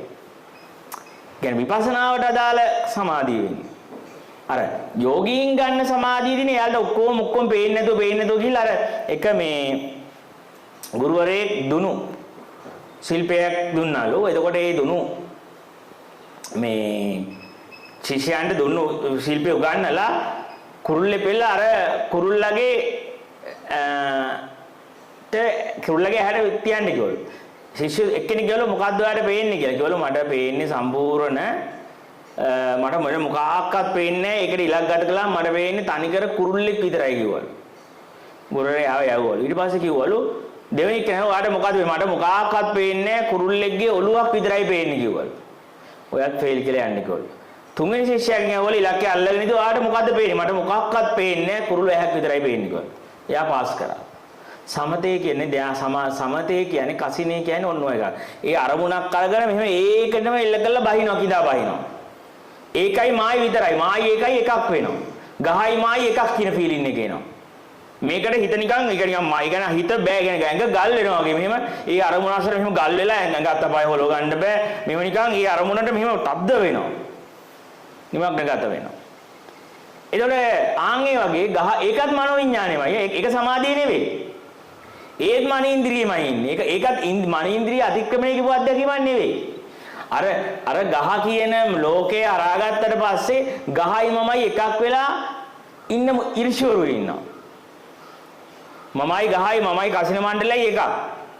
මායි එක වෙන් කරගන්න බෑ. ඒක අසර රිංගල ආලෝකයේ අසරේ නිමිත්ත අසරේ ඒ විඥාන අරමුණ අසරේ මෙහෙම නිමග්නගත කරලා තියෙන හිත. රිංගලා තියෙන්නේ. ඒතර මමයි හිතයි කියලා වෙන් කරන්න බෑ යාට. එයාගේ මනේන්ද්‍රිය මම වෙලා. ආන්ගේ වගේ මනේන්ද්‍රිය කියලා කියන්නේ අපි එක එක්කෙනා හදාගත්ත මානසික ලෝකය. ඒ මානසික ලෝකය මට පෞද්ගලිකයි. ඒක තව කෙනෙක්ට ඒක පේන්නේ නැහැ මේ විදිහට. ඒක මට පෞද්ගලික වෙච්ච මට සාපේක්ෂක වෙච්ච එකක්. ඒක ගත්ත දත්ත පද්ධතිය අනුව දැන් මට ලස්සනයි කියලා පේන කෙනා තව කෙනෙක්ට ලස්සන නැහැ. මට හිත රහයි කියලා දැනන එක තව කෙනෙක්ට රහ නැහැ. මට හොඳයි කියලා දැනන දේ තව කෙනෙක්ට හොඳ නැහැ. අන්නේ වගේ එක එක්කෙනා සකස් කරගත්ත මනේන්ද්‍රියවල මානසික ලෝකවල ඒවා සාපේක්ෂක ලෝක. මෙන්න මේ සාපේක්ෂක ලෝකවල මත් වෙනවා අපි. සාපේක්ෂක ලෝකයක මත් වෙලා එක එක්කෙනාට අදාළ වෙච්ච හිණයක් දකිනවා. ඒ එක එක්කෙනාගේ මනේන්ද්‍රිය අර වගේ එකම ගහ දිහා බලලා ගොවියෙක් එක කතාවක් එයා යන්නේ එක ප්‍රපංචයක. ඔය ඇත්තටම මනේන්ද්‍රිය කියන්නේ ප්‍රපංච ලෝකය. එයාලා හදාගත්ත අර මෙච්චර මෙහෙම ගන්න පුළුවන්. ඒ අරමුණම දිහා බලලා කලාකාරයෙක් වාව් මාර ෆිච් එකක් මේකේ තියෙන මාර සයිලන්ස් කියලා. එයා සයිලන්ස් කතාවක් හැදෙනවා. ෆොටෝසිපියට තව එකක් යෝගියට හැදෙනවා මේක මාර ධාන අරමුණක් මායි මේ ගහයි ඔක්කොම එකක් වන්නස් එකක් තියෙන්නේ මෙතන කියලා එකක් වෙන වීමක් හැදෙන්න ගන්නවා. යෝගා එයාට එකක් අරයට තව එකක්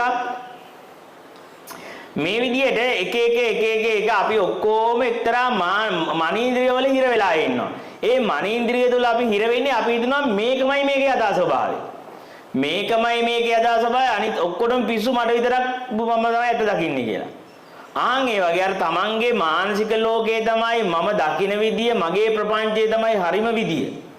මේ පේන විදිය තමයි හරිම දැක්ම කියලා ඒකෙන් දැඩි වෙන්න ගන්නවා. ඊට පස්සේ ඒ වගේ එක ලං වෙන්න බෑ. අය වාද කරනවා, විවාද කරනවා, මරා ගන්න යනවා. මේකමයි හරි, උඹලා දකින ඔක්කොම වැරදි, මේ දෘෂ්ටි කෝණය විතරම හරි කියලා. එයාගේ හදාගත්ත සංස්කාර ලෝකය, එයාගේ හදාගත්ත සංකල්පමය ලෝකයේ යථාර්ථයක් විදිහට දැඩි වෙන්න ගන්නවා. අනික තමයි මනීන්ද්‍රියේ ස්වභාවය. ඒතර මනීන්ද්‍රියේ කිනාරේ වෙනස්. එයාලගේ සාපේක්ෂක අත්දැකීම් ගත්ත, එයාලා දීපු වැලියුස් එක අනුව, එයාලගේ වටිනාකම් අනුව, එයාලගේ හුරුව අනුව එක එකිනාගේ මානසික ලෝක වෙනස්. ඒක කියලා නේ දැන් සමාධියනේ. So coming back to what we said before, so we talked about the mind and then psychological mind, right? So Bhante started off with a important point. With the mind, we are talking about the attribute that it's first having the attribute to identify, right? And then it's creating the two sides. So when the eye meets the object, the image is met, then it's creating the two sides and that experience. But what is important to understand is that is not what they refer to as avidya. Now the root of what we are talking here is avidya as in ignorance. So the ignorance that is created within us, right, that is what is taking us through this journey. That's the root. Now do not misinterpret that this is the ignorance. The ignorance is not the experience, but if you accept the experience as a reality, that is the ignorance. So the mind's nature is to identify and then divide, as there is a there and a here, right? And when that what is there and here is met through a sense of the eye, for example, that is your experience. But that experience, if you accept it as a reality, that is what is referred to as avidya, not simply the experience by itself. So that's step number one. So through the mind, now we are coming to the psychological mind. So what this means by the psychological mind is we have different memories, information, data that we have accumulated throughout time. This is relative, subjective to each person. That is creating your story in your own personal way, which will differ to my story. That is what is referred to as the psychological mind. So he gave the example, let's say there is a cultivation of vegetables or fruits, right? When there is a cultivation of vegetables and fruits, let's say a farmer comes and sees fruits or trees, the farmer would see this as his story. Now the psychological mind is coming in. How much of value does this have? How much can I sell this for? He can see the story in that manner. Let's say an environmentalist comes. They will see that, look, these are endangered plants. These are plants that we have to protect. These are things which are not in, not in every country. It's only for this soil, etc. That's the story they see. If there is a scientist, they will see it another way. If there is a person who is come to chop trees, they will try to calculate, okay, how many trees can I chop? How much of wood can I get? How much of profit can I make? Now that is the psychological mind getting added to that mind that we are referring to before. So the idea of the psychological mind is the stories that it's building up on the conceptual sense. Now it's creating a conceptual world which is personal to you, and personal to me. So it's three different worlds. So want to make sure that you get that idea how each stage is building up. Now the subtle side here is we have to understand, let's say a person who is into meditation, a yogi comes and sees the same tree. They may see this as, okay, there is no two, there is only one, and they are now very focused and attentive to a very subtle point of that tree. But remember that that is also part of your psychological mind. It is not reality. So for example, he gave a story of a teacher and 3 students. The teacher gives the students a bird as a target, that you have to take a bow and arrow and shoot this bird down, right? But the teacher says you have to shoot the eye of the bird. So now the first student comes and aims at the bird, and the teacher asks the student, what do you see? He said that I see the entire whole bird. And the teacher says, you have failed. Then the second student comes and aims at the bird and asks, what do you see? And the student says, I can see just the face or the head of the bird. The teacher says, you have failed as well. The third student comes and the teacher asks, what do you see? And he says, I can see only the eye, nothing else of that bird. I only see the eye. And he passes him. But this is now, there are two sides of samadhi, because we are trying to go towards samadhi, the samatha side and the vipassana side. This is leaning on towards the samatha side. And this is not again reality, this is part of your psychological mind. Because you are trying to go to that deep dive or subtle, sharp point and go into it further and further. It's more like oneness. Now there is no two, but there is one. But that is leaning towards the samatha side, not the vipassana. So vipassana is leaning towards the wisdom. We were talking about after samadhi, it's the wisdom to see reality as it is, right? So if you are leaning towards that, that is not what we are referring to here. So I used the word even previously to explain samadhi as calm mind. Now we have to distinguish that it is not a calm mind actually. Because the calmness is another state you are trying to go deep into, and you are kind of blocking everything around you and you are just in that. But this is more like a settled mind which is helping your wisdom to arise. That is what we are trying to lean towards. So he is trying to give that distinguish of the two so that you will understand that there are two sides here. This is not about trying to be attentive or be sharp and hold on to one versus many. Because that is again a samatha which is part of the psychological mind. It's another story, because what happens is now through these your conceptual world starts to develop, and to those, this is the danger that could happen or may happen, not that it's wrong or bad. The danger that may happen is your conceptual world, you tend to hold on to it very strongly. Then no one else can come and break your conceptual world, because now your psychological mind is so subtle and so sharp towards one singularity. Now you feel this is the right vision, this is the right viewpoint, everybody is wrong, this is how you see the world. That becomes your ignorance, that becomes your reality, and no one else can come and argue back with you. So he's just telling you to be mindful of that as well. Does that make sense? Yeah. Yep. හරි දැන් මන ඉන්ද්‍රියේ ඉඳලා සමාධි ඉන්ද්‍රිය කියන අත්දැකීමට යද්දී අපි තේරුම් ගන්න ඕන දේ තමයි මේ මන ඉන්ද්‍රිය කියන එකට ප්‍රශ්නේ තියෙන්නේ මන ඉන්ද්‍රියේ තියෙන්නේ අපේ දත්ත පද්ධතිය තියෙන්නේ. හැබැයි දත්ත පද්ධතිය තිබ්බත් ඒකත් නෙමෙයි ප්‍රශ්නේ. අර විඥානයේ අර දෙපැත්ත වෙන් කරලා බෙන්නත් ඒක බාර ගන්න ගතිය තියෙන අවිද්‍යාව තියෙනවානේ. ඒ අවිද්‍යාවත් තියෙනවා කොහොමද දැන් ඊට පස්සේ මන ඉන්ද්‍රියට මොන සිතවිල්ල ආවත් ඒ සිතවිල්ලත් පෙන්වන්නේ හිතන්නයි හිතන දෙයි කියලා වෙන් වෙලා. ඒ අර ඒ මොකද මන ඉන්ද්‍රිය කියන එක තුල විඥානේ ක්‍රියාත්මක වෙනනේ මනෝ විඥානයක් මේක. දත්ත උනාට දත්ත හරහා දත්තත් පේන්නේ වෙන් වෙලා. හිතන්නේ හිතන දෙයක් කියලා දෙපැත්තක් වෙන් කරලා පෙන්වන ගතිය එතන තියෙනවා. ඒක බාරගත්ත අවිද්‍යා ස්වභාවය තියෙනවා.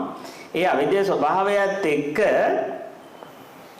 මෙතන මේ වෙන් කරලා පෙනෙන අත්දැකීමට එද්දී අර අපිට හිතා ගන්න බෑ මට මේ අපිට හිතෙන මේ ඇහැට රූපයක් පෙනිලා මගේ මේ කෙලෙස් වැగిරෙද්දී මේක හිතෙන්නෙම මේ පේන ස්ත්‍රියගේ මේකේ රාගේ ලස්සන ගැහණියක් කැත ගැහණියක් රාගේ අවසන ගැහණියක් මාර ෆීලිං ඇති කරන ගැහණියක් මෙතන ඒ ගැහණියගේ මාර ෆීලිං තියෙනවා මේ මගේ කෙලෙස් සහිත කෙලෙසුයි මේ රූපෙට වක් කරන්න කියලා පේන්නේ මගේ පෙරේතකම මගේ තියෙන ද්වේෂය දැන් හිතන්නකෝ ඔය රාගය ඇති වෙනවා කියන ගැහණින්ම පොඩි එකෙක් දෙන චූටි එකෙක් ඉස්සරහට ඌට ඔය මොනවාක කෙලෙස් වගිරින්නේ නෑ ඔය ගැහණි දැක්කට මොකද ඌ කෙලෙස් වකරන්නේ ඌ ඒකට අවිද්‍යාව නෑ නෙමෙයි එතන යමෙක් ඉන්නවා කියන අවිද්‍යාව තියෙන ඉඳ තමයි ඌට කවදාරිය ඔය දත්ත දැම්මම ඌක ආයි කෙලෙස් වගිරින්නේ ඒ වුණාට දැනට ඒ දන්නාවේ අඩුවක් තියෙනවා නිසා එයාට තාම ඔය විදියට කෙලවන කෙලහෙන දත්තට ඉන්නේ නැහැ. ඔය තරම් රැයට නිින්දයදී මතක් වෙන්නේ නැහැ.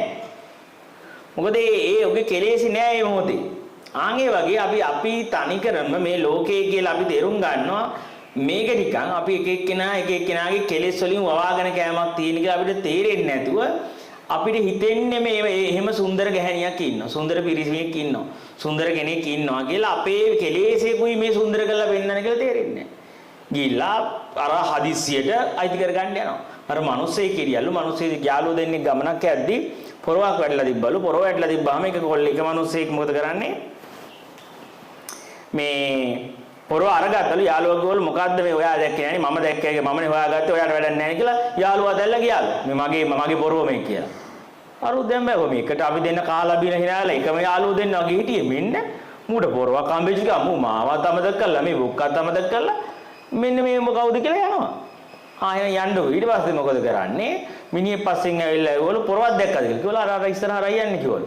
ගිහිල්ලා මේ කිව්වලු ඔහෙ කොහෙද පොරව හම්බුනේ කිව්වලු මේ මගේ පොරව කියලා. මගේ පොරවකද මම මේ චූ කරන්න කැලේට ගියා පොරව තියලා. ඒ ටිකට මේ පොරව උසලන හොරා කියලා ගහන්න ගත්තා. කිව්වා නෑ මම විතරක් නෙමෙයි අපි දෙන්නම අරන් ආවි කිව්වා. පිටිපස්සේ ඇලුවා නෑ මම ඕනේ නෑනේ ඔයාම ගත්තා කියලා. අය මම මොකටද අල්ලන්නේ දැන්? මාව අල්ලන්නේ ඉන්න ඕනේ නෑනේ ඔයානේ පෙරේ අල්ලගත්තේ. අය මම නෑ අපි නෑ මම කියලා කියන්නේ. අපි නෙමෙයි මම කියන්නේ කිව්වා. අරුවම් බාණ්ඩ කුටි කෑව. අන්න ඒ වගේ තමයි මේ කෙලෙසාගත පෙරේත හිත මොනවා හරි කුරු කන්දලයක් ගිහිල්ලා අල්ල ගන්නවා හදිසි. කර ගන්නවා ඊට පස්සේ බීටස කියනවා මේ අපි ගන්න බෑ තනියෙන් ගාපන්. උඹ නම් පෙරේතයා වගේ අයිතිකම් වෙන්න දුන්නේ නෑනේ කාලේ මට. ඒ කාලේ නිකන් අපි හතුරු වගේ ඈදි කැමති නෑ. ලං වෙනවටත් කැමති නේද හිටි. ආදෙන් කාහන් තනියෙන්. ඒ කියන කට්ටෙද්දි ඒ කියන විඩාවෙද්දි උඹම අල්ලගත්තා නම් උඹම කාපම් බුදේ කියලා. මෙන්න මේ වගේ තමයි මනෝවිඤ්ඤාණයෙන් ලෝකයක් හදලා පට්ට පරිප්පුවක් අපි කනවා. ඒ යාගෙම කෙලෙසේ ඇත්තක් කියලා බාහිරට දාලා කෙලෙසේ එළිය එහෙම කෙනෙක් ඉන්නවා කියලා මවලා ඒක අයිති කරගත්ත පරිප්පුව අපි සංසාර දුක කනවා. ඉතින් එක එක්කිනා හදාගත්ත ලෝකෙ එක එක්කිනා දුක් විඳිනවා. එක එක්කිනා හදාගත්ත මානසික කෙලෙස් මට්ටම් නෙමෙයි. එක මනෝවිඤ්ඤාණයේ තියෙන කෙලෙස් ලෙවල් නිසා එක එක්කිනා ග්‍රහණය කරන ප්‍රමාණයට එක එක්කිනා පරිප්පු කරනවා. මේක එන්නේ එල්ලයිටට අත්දැකීමට යද්දී එන්නේ චූටි ළමෙක් වෙනවා වගේ. නිකන් පේනවා අරමුණු ග්‍රහණය නොවෙනවා ළමයට වගේ. පේන්නේ ඒ කියන්නේ මේ දන්නවා අම්මා තාත්තා ඒවා එනවා ආවට ළමයා ග්‍රහණය නොවන ගතියක් තියෙන්නේ. ආන් ඒ වගේ එකක් තමයි පොඩ ඔය මනීන්ද්‍රියේ නැති වෙනවනේ මේ මනෝවිඤ්ඤාණයේ බරක් දෙන්නේ නැති ලෙවල් එකට එනවා. එතකොට දැන් ওই මනෝවිඤ්ඤාණයෙන් අධ්‍යක්ීමෙන් සමාධිය කියන තැනට එන්නේ අර සතිය හරහානේ දැන් සති සම්පජාන්නේ හදපු කෙනා ඉන්ද්‍රිය සංවරය හදපු යෝගාවචරය සමාධිය කියන තැනට සතිය හරහා එන්නේ මේකට මට ගුරුවරු කියලා දෙන උපමාවක් මම කියන්නම් මට මේක මම ඉගෙන ගත්තී සමාධිය ගැන මට උගන්වන්න ගත්ත එක තමයි මේක හරියට උදාහරණයකට ගත්තේ මේ ෆිල්ම් එකක් බලද්දී චිත්‍රපටි හෝල් එකට ගිහිල්ලා දැන් මෙතන ප්‍රොජෙක්ට් එකේ ගහනවානේ ෆිල්ම් අපි බලනවානේ මේ ප්‍රොජෙක්ට් එකේ ගහද්දී අපි යම් වෙලාවක හොඳට බැලුවොත් අපිට තේරෙයි අපි මෙහෙම කටත් අරගෙන මෙහෙම බලන් ඉන්න අතර නිකන් හැරිලා අපි දැන් කෙලස් වැක්කිරනනේ ෆිල්ම් එක බලන් ඉද්දී අපිට අම්මට දෙරි මාව සමහර අය පා වෙලා අප මරණන් ඒ ෆිල්ම් එකට සෙට් වෙන්නේ නැහැ සමහර අයට පාලා සමහර අය කටත් අරන් බලන් ඉන්නවා සමහර අය බුදි එක මූඩ්නේ දැන් මෙතන ෆිල්ම් බලද්දී එක කෙනා මට නම් සෙට් උන්නේ නැහැ මොන විකාරද ඔළුවත් කච්චල් වුණා ඒක බලන් යද්දී මුල් වැදාගත්ත තේරෙන්නේ නැහැ කියලා සමහර අය කෙනා මාර ෆිල්ම් එක මේ එක එක්කෙනාගේ ලෝකවල මත් වෙලා ඉන්න ගමන් ඒක තමයි මනෝවිඤ්ඤාණයෙන් කියලා කියන්නේ. මත් වෙනවා අපි ඒකට. ඒ සිතෙන් හද තමන්ගේ සිතේ කතාවනේ තමයි මේ පා වෙලා වගේ කියන්නේ මාරයි කියන්නේ වාව කියන්නේ. ඔය අතර කවුරු හරි කියනවා ඔයා පොඩ්ඩක් හැරිලා බලන්න ඔය තිරේ ඔය ෆිල්ම් එක වදින්නේ කොහෙන්ද ඔක එන්නේ? පොඩ්ඩක් හැරිලා බලන්න කියනවා. කොහෙන්ද එන්නේ කොහොම නිකන් අපිට පේන මේ පොඩි ආලෝක කදම්බයක්. මේ ආලෝක කදම්බයක් තමයි මේ තිරේට වැදුනහම ගෑනු මැවෙන්නේ, පිරිමි මැවෙන්නේ, මල් ගස් වැවෙන්නේ, වටේ කරගෙනවා මැවෙන්නේ. මේ ඔක්කොම මැවෙන එකේ මොන ඔයන්ගේ හැම මොකුත් නැහැ. එහෙම මෙලෝ දෙයක් නැහැ. නිකන් මේ ප්‍රොජෙක්ට් එක බැලුවාම තේරෙනවා නිකන් ආලෝක කදම්බයක් වදින්නේ. ආලෝක කදම්බයක් තිරේක වැදුනට පස්සේ මේක ඇතුලේ මාර ෆිල්ම් එකක් ඇදෙනවා. ඔය වගේ තමයි ඈට රූපයක් ගන්නට පස්සේ විඥානේ හටගත්තට මෙන්න මනෝවිඥානේ ලස්සන කතාවක් වෙනවා මෙතන. ඒකයි ඒ ළමයාට ඒක වෙන්නේ නෙමෙයි. අපිට ළමයාට වෙන්නේ වෙන මේකක් යාගේ මනෝවිඥාන මට්ටමේ. ඉතින් එක එක්කෙනාගේ මනෝවිඥාන මට්ටමින් එක කතා මවාගෙන දැන් එක එක්කෙනා අඬනවා, hina වෙනවා, ගා ගන්නවා, ඒක ඇතුලේ මරා ගන්නවා, දුකෙන් ඉන්නවා, නිකන් අර Tamanට උනා වගේ. ඒ අමතක වෙනවානේ ඒක මනෝවිඥානේ මේ චිත්තපටියයි මායි අමතක වෙන දෙක එකක් වෙනවා. එකක් කියලා අරුට හතුරට ගහද්දි නළුවට ගහද්දි මට ගැහුවා වගේ. හතුර මරන්නේදී මාව මරන්නේ, නළුව මරන්නේදී මාව මරන්නේ නවා වගේ. හතුරට රිද්දදී මාර හැපි එකක් එනවා. අනික ඒක මම වෙලා හරියන්නේ නිකන් දැන් ටිකට් මැච් වලදී ලංකා ටීම් එක මම වෙන්නේ. ලංකා අර ඊටපඩි තිරේ යනවා යන්නේ ෆිල්ම් එක දැන් මැච් එක ගියේ යනවා දැන්. අපි චික් අපරාධ ගැහුවානේ ඉන්දියාව මාරයි කියලා. මේ තිරේ මොකක්වත් නැහැ. ඒ වුණාට අපි ලංකාවක් වෙලා. අර නිකන් අර එනි මොකුත් නැති තිරේක යද්දි ටීවී එක මොකක්ද එකක් යද්දි අපි ලංකා ටීම් එක වෙලා අපි ලංකාව වෙලා අපිට ගහනවා වගේ නිකන් කෝලි මොනවා හරි අත උසද්දි මට විශ්වා වගේ අද. මොකද්ද පිස්සුවා මේ වගේ මනෝ විඥානත් දෙකීමක් කරන හැබැයි ඇත්තම මොකක්වත් නැහැ එතන මොකක්වත් නැති තැනක නිකන් පෙනෙද්දි අර අපේ ඇතුළවල ලෝකේ හැදෙනදී ඒනොට වෙන අයට එහෙම නැහැ වෙන ඉන්දියන් කාරයන්ට කෝලි තමයි වීරයා අපිට අප්පට උගේ පඩ ෂෝ යකෝ අපේ ලෝකවලට පඩ ෂෝ කාරේ තව ලෝකයකට වීරයෙක් වෙනවා ඉතින් මේක බලද්දි මේ එක එක්කෙනාගේ ඕකේ එක එක්කෙනා ටිකට් වලට ආස නැති වුණා නම් කවුද අර උඩ කියන්නේ මොකද්ද? ඌ දැන් ලෝකයක් හදාගන්න මනෝ ලෝකයක් හදාගන්න හදනවා දැන්. ඌට නෑ ඌට ලෝකේ තියෙනවා යමක් කියලා ඌ දන්නේ නෑ කෝලි කියන්නේ කවුද?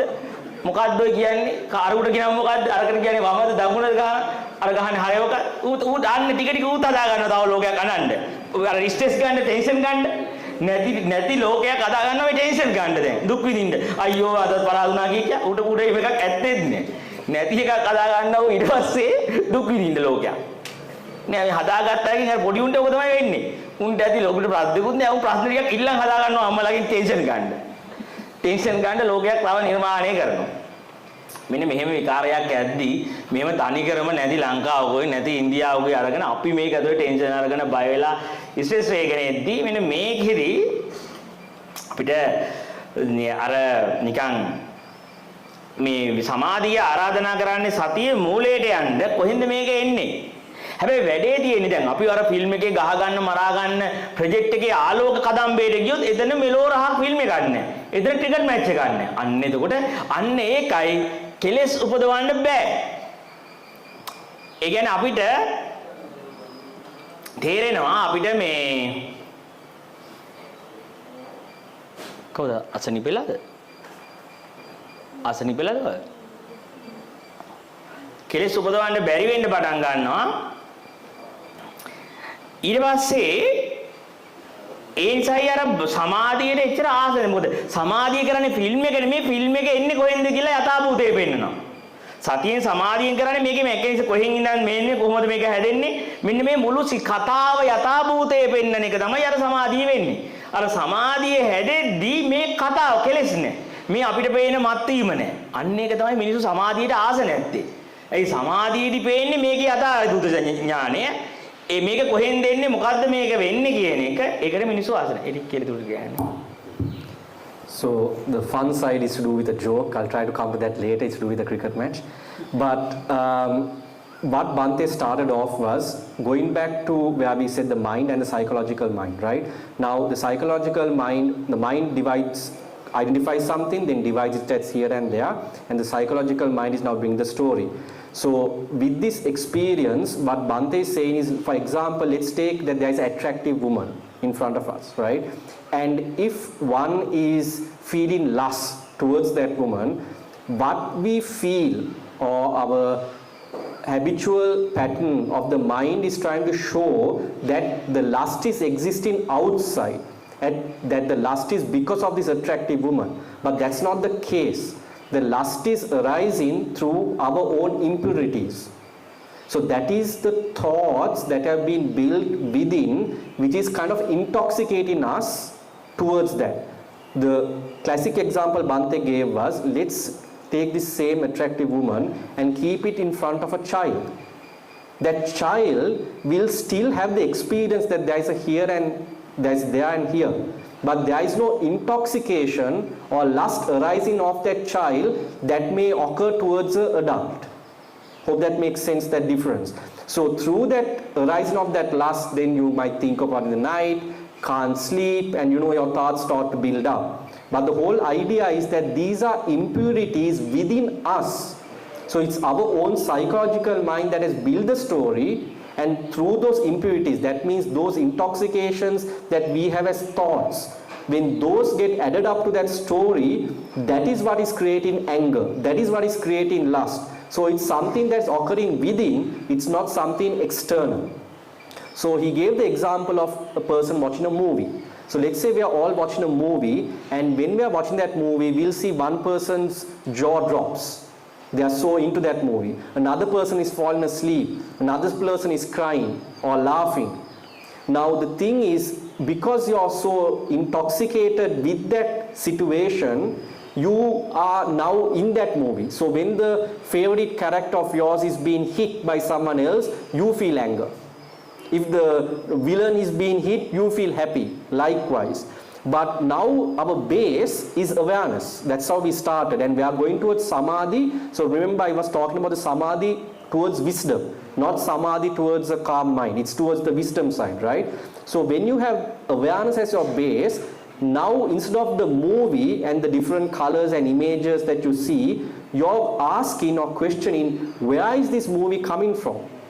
Then you see it's simply a projector projecting a light onto a screen. That's all that is occurring. And in that, there is no distinction as the villain or the favorite character, like such as that. It's just a beam of light. So you go back to the projector, it's just projecting a beam of light. So that is the wisdom that is now arising of this samadhi that we are trying to refer towards. So the joke was, because as you would understand, Sri Lankans are big into cricket, right? And there was a cricket match last night as well. So when you watch a cricket match on TV, what Bhante was mentioning, let's say if you are Sri Lankan and if an Indian batsman is scoring well, now you feel angry or you're feeling sad.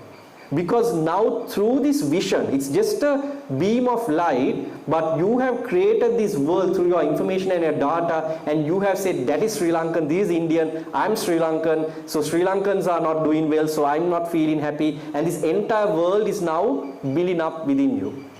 But when you go towards your awareness as your base, and towards this samadhi, which is coming to the wisdom of seeing reality as it is, it's showing you it's simply a beam of light that is being projected, that's you're seeing on your screen. But all these emotions, this rage, is all coming from the impurities within your own self. It's not something external. But this is the challenge that occurs, because with this wisdom, you have nothing now kind of to enjoy or build on upon. There is nothing to hold on. So that is a feeling that the habitual mind does not like. Because with this wisdom, everything is kind of plain. There is the colors tend to, the distinction of the colors, how you divided them start to subside.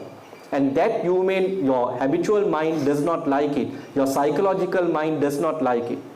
So that's why it tends to, build up another story and want to intoxicate you and go on that path. So that is what we are trying to show, or rather Bhante is trying to show, the experience you get from this awareness, cultivation of this awareness, then we are coming towards the samadhi state, and through that we are getting the wisdom of seeing reality as it is.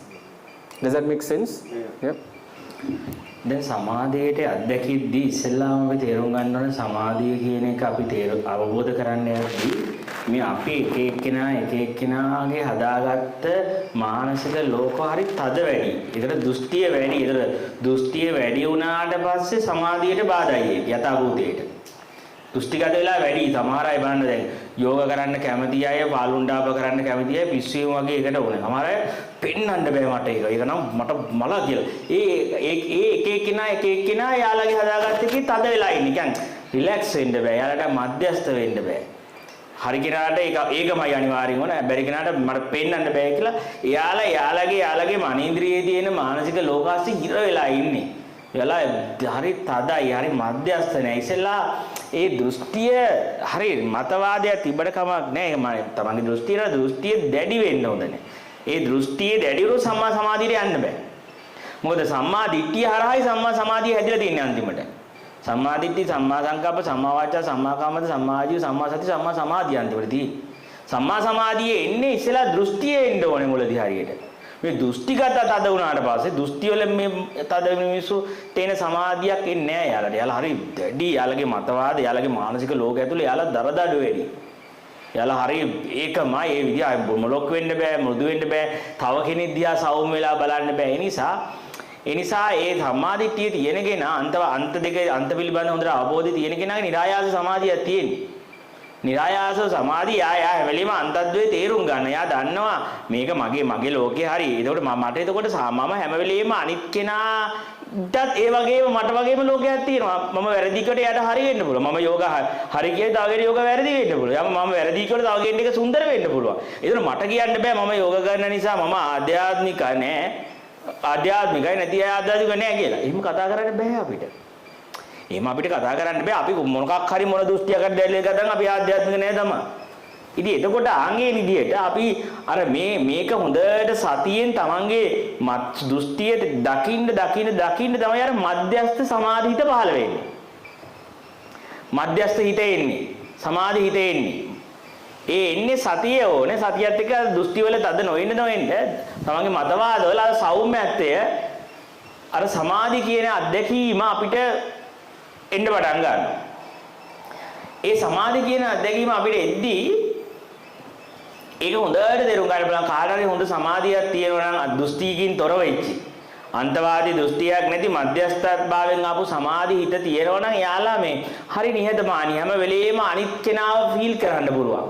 අනිත් කෙනාව තේරුම් ගන්න පුළුවන්. මෙහෙමමයි මේකමයි මෙහෙමයි සත්‍ය අනිත් ඒවා හරින්නේ නැහැ මේක මෙහෙමමයි කියලා එහෙම එකක් නැහැ. ආන්ගේ කියන මානුෂිකත්වයේ මතුවලා ඇති සමාධිය දින ඇතුළ. තමන් අනිත් කෙනාගව දැනෙන්න පුළුවන්. අනිත් කෙනාගේ වේදනාව අනිත් කෙනාගේ මානසික ලෝකයේ තියෙන දුක එයාට තේරෙන. එකකින් කියන්නේ එයා දුක් විඳිනවා නෙමෙයි හැබැයි අනිත් අය ෆීල් කරන්න පුළුවන්. සායි හරි නිහතමානීකම එනවා නිරායාසව. සමාධිය තිබ්බනම්. ඊළඟට තමයි එයා හැම වෙලෙම එයාගෙන් සකස් වෙන මානසික ලෝකය ගැන 100න් ඉන්නේ. කියන්නේ දැන් මේ විදිහට අපි මොනවා හරි මේ කිව්වහම අපි කියන්නේ මේක මේ අහලා බලන්න කියලානේ කියන්නේ. මේ සින්දුව අහලා බලන්න මේක කාලා බලන්න. දැන් කනවා කියන අත්දැකීම විඥානයේ අත්දැකීම. බලනවා කියන එක තමයි මනෝ විඥානය කියන එක. අහලා බලන්න හොඳයිද කියලා අහනවා කියන එක ඇහෙන්නේ විඥාන අත්දැකීම. අහලා බලනකොට මගේ දත් එක්ක බලනවා මනෝ විඥාන අත්දැකීම. ඒ ආන්ගේ තමන් බලන එක දිහා බලන එක තමයි සතිය. ඒක අර සති සමාධිය අත්දැකීම. බැලීම දිහා බලනවා. මම අපි ඒ සින්දුව මට නම් සෙට් උන්නේ ආන්ගේ සෙට් උන්නේ කියන්නේ මම අහපු විදිහේ අහලා බලන විදිහනේ ආන්ගේ බලන විදිහට අවදි වෙනවා. මෙච්චර කල් මම උනේ මම හදාගත්ත නම් මොනවාරි පේන දේ අරහා මට මේක සෙට් වෙන්නේ නැහැ වුණා නම් ඒකනේ මම වෙලා හිටියේ. මම ඒ පේන ඇහෙන දේ හදාගත්ත ලෝකේ තමයි මම කියලා හිටියේ. දැන් ඒ මමයට අවදි වෙනවා. තේරෙනවද? මම නොවි මම බලනවා. කෙනෙක් නොවි කෙනා දිහා දකිනවා. ආන්ගේ කෙනෙක් නොවි කෙනාව වේද්දි අහන්නේ නොවි ඇහිම ආද්දි මම දෙන මං ඉතින් මේ වචන වලින් ෆීල් කරන්න පුළුවන් මේ සමාධි කියන ස්ටේජ් එක. සමාධිය කියන ස්ටේජ් එක මොකද්ද කියන එක ඒ කියන්නේ අර දැන් ඇයට රූපේ වේද්දි මගේ මනෝලෝකයක් හැදෙනවනේ. ආන්ගේ හැදිච්ච මනෝලෝකයට මනාප වෙන්නේ නැහැ, අමනාප වෙන්නේ නැහැ. ඒක එයමයි කියලා ගන්නෙත් නොවි සාක්ෂියක් වෙනවා ඒ තමන්ගේ මනෝලෝකෙට. තමන්ගේ සද්ද හරහා ආපු මනෝලෝකෙට. ස්පර්ශය හරහා ආපු මනෝලෝකෙට. තමන් සවිඥානික වෙනවා. ඒ සවිඥානික වෙලා ඒකට නොබැදීම ඒ නොබැදෙන හිත තමයි සමාධි හිත. ඒ තමන්ගේ මානසික ලෝකේ යන්නේ එතකොට ආන් ඒකට අපි කියන ඒක තමයි අපි කියන්නේ ඔය ඒ මම නොවේ මගේ නොවේ මගේ ආත්මය කරගන්න නැතුව බලන්න කියලා කියන්නේ අන්න ඕකට ඔය සමාධියට. පේනවා පේන දේක අපි බලන්නේ අපේ දෘෂ්ටි කෝණයෙන්. ඒ අපේ දෘෂ්ටි කෝණයට ඒ දෘෂ්ටි කෝණය දිහා සාක්ෂියක් වෙනවා. දෘෂ්ටි කෝණය අයින් කරන්නෙම නෙමෙයි. ඒ දෘෂ්ටි කෝණයට සතිමත් වෙන්නේ. සතිමත් වීම නිසා ඒ දෘෂ්ටි කෝණයට නොබෙදෙන හිත සමාධියට පහළ වෙනවා. ඒකේ ස්වභාවය දකින්න පටන් ගන්නවා. ඒකට බැඳෙන්නේ නැහැ. නොබැදී ඒකේ ස්වභාවය දකින්නවා. ඒ ස්වභාවය දකින්නවත් එක්කම ඒක මම නොවේ මගේ නොවේ විදිහට අතහැරෙනවා. ඒක මම දන්නවා මේක මම හිතලා මේකට බැඳුනා මේ පුරුදු රටාවකට මේ ලෝකේ හැදුනා. ඉතින් මේ ලෝකෙට මම කිව්වොත් මම වන්දි කියවන්න ඕනේ. මම ඒකට ඇඟිලි ගහන්න කිව්වොත් මම මේක සාක්ෂියක් විදිහට බලාගත්තොත් අනාත්මයි. ආන් ඒ විදිහේ දැක්මට ඒ සතිය හරහා සමාධිට්ඨිය හරහා සතිය හරහා සති සම්පජාන්නේ සිහි නුවණ හරහා යමක් දකිද්දී ඒකට ග්‍රහණය නොවි ඒකට මුලා නොවි පහළ වෙන සිතට තමයි සමාධිය කියලා කියන්නේ. සමාධි ස්ටේජ් එක කියලා කියන්නේ. ඉතින් අන්නේ සමාධි ස්ටේජ් එකේදී වෙන්නේ ඒ පේන දේ අරබයා මානසික ලෝකේ, ඇහෙන දේ අරබයා හැදෙන මානසික ලෝකේ, දැනෙන දේ අරබයා හැදෙන මානසික ලෝකයේ ගැන බැලීම පිළිබඳ බලනවා සිහි. ඒ කියන්නේ බලන්නා දිහා බලනවා කිව්වොත් ඒත් හරි. දැන් අපි බලන්නේ අපේ දෘෂ්ටියනේ අපිට ලෝකේ පේන්නේ. ආන්ගේ දෘෂ්ටියට අවදි වෙනවා. ආන්ගේ දෘෂ්ටියට අවදි වීම, ඒ අවදි වීම හරහා එන නිවීම. ඒක මේ අරමුණක හිර කරලා හදපු නිවීම සමාධියක් නෙමෙයි. එහෙම සමාධිය නම් කැඩිලා යනවා නේද? එහෙම සමාධියක් නෙවෙයි ඒක. ඒකේ යථාභූතයේ දැකීම. ඒ අපේ මානසික මේ මෙකැනිසම් එක අපිට සිහිය හරහා ඒ ලෝකයට සාක්ෂියක් වෙනවා. ඒ සාක්ෂිය වීම හරහා ඒ පේන අර මානසික ලෝකේ මම නෙවෙයි, මගේ නෙවෙයි, ආත්මේ. දැන් ඔය මම නෙවෙයි, මගේ නෙවෙයි, ආත්මේ කියලා හිතුවොත් ඒක මනෝ ලෝකයක්. මනේන්ද්‍රිය. හැබැයි අන්නේ ඒ අවබෝධයෙන් දැක්මටයි කියන්නේ සමාධීන්ද්‍රිය කියලා. දැක්මට. අන්න ඒ අදහස පොඩ්ඩක් කියන්න පුළුවන්. අපි ඉවර කරමු මෙතනින් යන මොකද තාම කියලා 11:40 වෙලා. අපි ආයෙ වෙලාවක අපි ටිකක් So Bhante is trying to come towards samadhi to give you all an experience of what that really means. So first thing he said is, there is a barrier for samadhi if you are having a very strong viewpoint. So if you have very strong viewpoints towards things, situations or concepts, that's a barrier that is not going to help you to go towards samadhi. Because if you have heard of the term the eightfold path, that is the path that is to be followed, the start is talking about correct viewpoint, samma ditti, and then at the end only you are going to samma samadhi as correct the samadhi state that we are referring to here. So that strong notion or the hard viewpoints that you may have is going to be a barrier. So we have to identify that. Because for example, he was referring to over here we do yoga in the morning and we do a practice called Falun Dafa, and he said there are certain monks, nuns and lay people who enjoy doing it. So they come to it very happily. There are others who may not enjoy it, so they don't want to do it. So what he said is we have to understand that these are simply two different viewpoints. Neither is right nor wrong. We can't say just because somebody is coming and doing yoga that that person is spiritually on a higher plane versus the other person who is not doing that. So as samadhi is cultivated, you tend to see these as viewpoints rather than right or wrong. So when somebody is telling something totally different to what you accepted or what you saw, you understand that this is your viewpoint versus this is another person's viewpoint. It's not trying to prove that I'm right and they are wrong or vice versa. That's not the idea. So as we are cultivating and going forward, so he gave the example, if you hear something, you simply hear. The hearing is your mind, but the listening is your psychological mind. Because when you try to listen, you are now listening it through an angle of your data. Then you will say you like it, it's a good sound, a bad sound, vice versa, or so on. So those notions occur with the psychological mind. But when you are coming to the samadhi state, you tend to see this as an observer's point of view. You have the hearing, then the listening, but you see all this, how the world, the conceptual world is created. That entire mechanism, that entire creation of that mechanism is seen from an observer's point of view. So that observer is also not an eye. You're not creating an eye, you're simply seeing how the eye is created. So you're having the observer's point of view, not holding on to as eye. There is no I in that notion. If there is something as, okay, I am taking this as an argumentative sake, as a logical sense, that is also another psychological word. But this is not a theory that you are trying to build as a logic. Instead, it's a viewpoint that is occurring by you being the observer. That is the samadhi that we are referring to, or rather Bhante is trying to refer. So that is giving a rise to the wisdom to see reality as it is. How the I itself gets created through these concepts, through this data, and the conceptual world is created. That entire mechanism, you're seeing it as a viewpoint, as an observer. So that way, any situation, any occurrence, you see the entire process created, the mechanism behind that creation. Not as an I, but how the I itself is getting created, because the moment your psychological mind is involved there, now through that you start to build your own personal world, your own personal illusion. Does that make sense? Yeah. ඒක නිකන් හරියට උදාහරණයක් කොත් ඇසත්තේ නමුත් අන්ධයෙක් ලෝකේ බලනවා වගේ. කන් තිබ්බට බීරෙක් ලෝක ඇහෙනවා වගේ. ඒක උපමාව විතරයි ගන්න පුළුවන්. ඒ අත්දැකීම කියන්න බෑනේ. ඒක ආයෙ හදාගන්න මනසේ සංකල්ප කරනවානේ. අත්දැකීම හරියට ඇසත්තේ අන්ධයෙක් බුදුහාර කියන්නේ ඇසත්තේ නමුත් අන්ධයෙක් බලනවා වගේ. කන් ඇත්තේ නමුත් බීරෙක් අහනවා වගේ. පණ කියන්නේ මැරිච්ච මලමිනියක් රූප දකින්න සද්ධානවා වගේ. පුද්ගලත්වයේ මැරිලා තියෙන්නේ. පුද්ගලත්වයෙන් තොර දැක්ම. පුද්ගලත්වය කියන්නේ කිසිම දෘෂ්ටියකින් තොර සිහිය දෘෂ්ටියකින් තොර දැක්මකට එන්න ගන්නවා. ඒ දෘෂ්ටියකින් තොර හරිය නිකන් අර මලමිනියක් රූප ශබ්ද ගන්ධ බලනවා වගේ. ඔක වැඩේ දින ඔක දැන් මනෝ විඥාණයට ගිහලා හරවලෝනේ ඔක දැන් ඔබ ගන්න. එතකොට ඔබ හදා ගන්නවා එන කතාව. ඒක මනෝ විඥාන මට්ටම තමයි. ඉතින් ඒක වැඩේ තියෙන්නේ අත්දැකීම ඉතින් කියන්න බෑ වචන වලට කියද්දී හැදේ සමාධි අත්දැකීම. ඉතින් මෙන්න මේ විදිහට බලන්නෙක් නැති බැලීමේදී අහන්නෙක් නැති ඇහිීමක්. සාක්ෂියක් විතරයි එතන තියෙන්නේ. ආන් ඒ සාක්ෂිය කියන සිහියවත් මම කියා ගන්න නැත්තම් ඒ සාක්ෂියක් වෙලා බලද්දී එන ඒ තියෙන නිශ්චලත්වයවත් මම කියන්නේ නැත්තම් ආන් ඒකත් මම මගේ ආත්මය නොවි.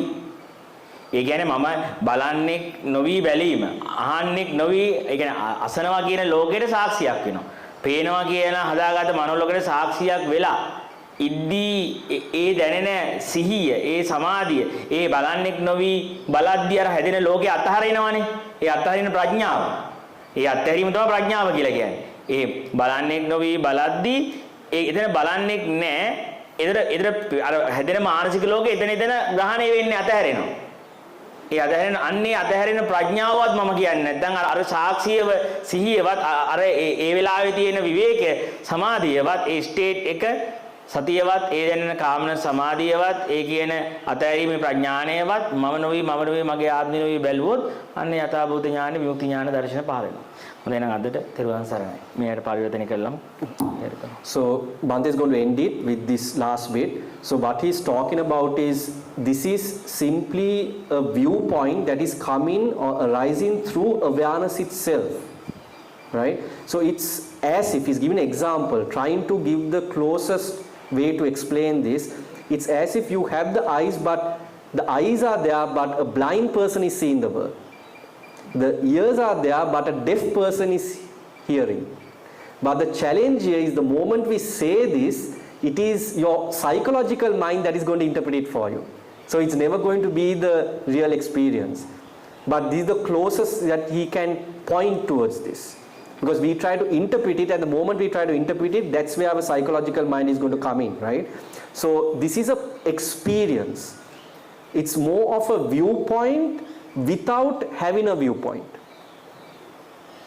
That's the word that we can give. It's a viewpoint without having a viewpoint that is arising through awareness. The thing is, the psychological world is getting created, not that it's avoided, you can't avoid it, but you're not getting captured towards it. You're not trying to hold on towards it because you see that entire mechanism. This is not about avoiding anything. Everything that was happening before is happening, but now that notion of I is not getting created, because even the wisdom, you're not trying to say that's my wisdom. Even the awareness, you're not trying to say it's my awareness. Awareness is there by itself, wisdom is there by itself, the psychological mind is there by itself, the conceptual world is there by itself. Everything is seen as it is. That is from that samadhi, that's what you are going to the wisdom of what he referred to as yatha bhuta jnana, that is seeing reality or seeing it as it is, and then you come to vimukti jnana. Vimukti jnana is the enlightenment of the mind with enlightenment. But when you say mind, it's not a separate mind. This is to describe something. For communication we are using these words. Does that make sense? Because it's a very subtle place. Yeah? Okay, so Bhante is going to end it from there. Yeah, there was.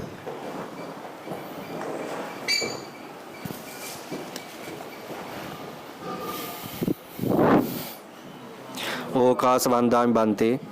මයා කතම් පුඤ්ඤං සාමිනා අනුමෝදිතබ්බං සාදු සාදු අනුමෝදාමි. සාමිනා කතම් පුඤ්ඤං මය්‍යන්තා තබ්බං සාදු අනුමෝදිතබ්බං. සාදු සාදු අනුමෝදාමි. ඕකාස ద్వාරද්දේන කතං සබ්බං අච්ඡයන් කමතමේ බන්තේ කමාමි කමිතබ්බං. සාදු ඕකාස කමායි බන්තේ ဒုတိယම්පි ඕකාස කමායි බන්තේ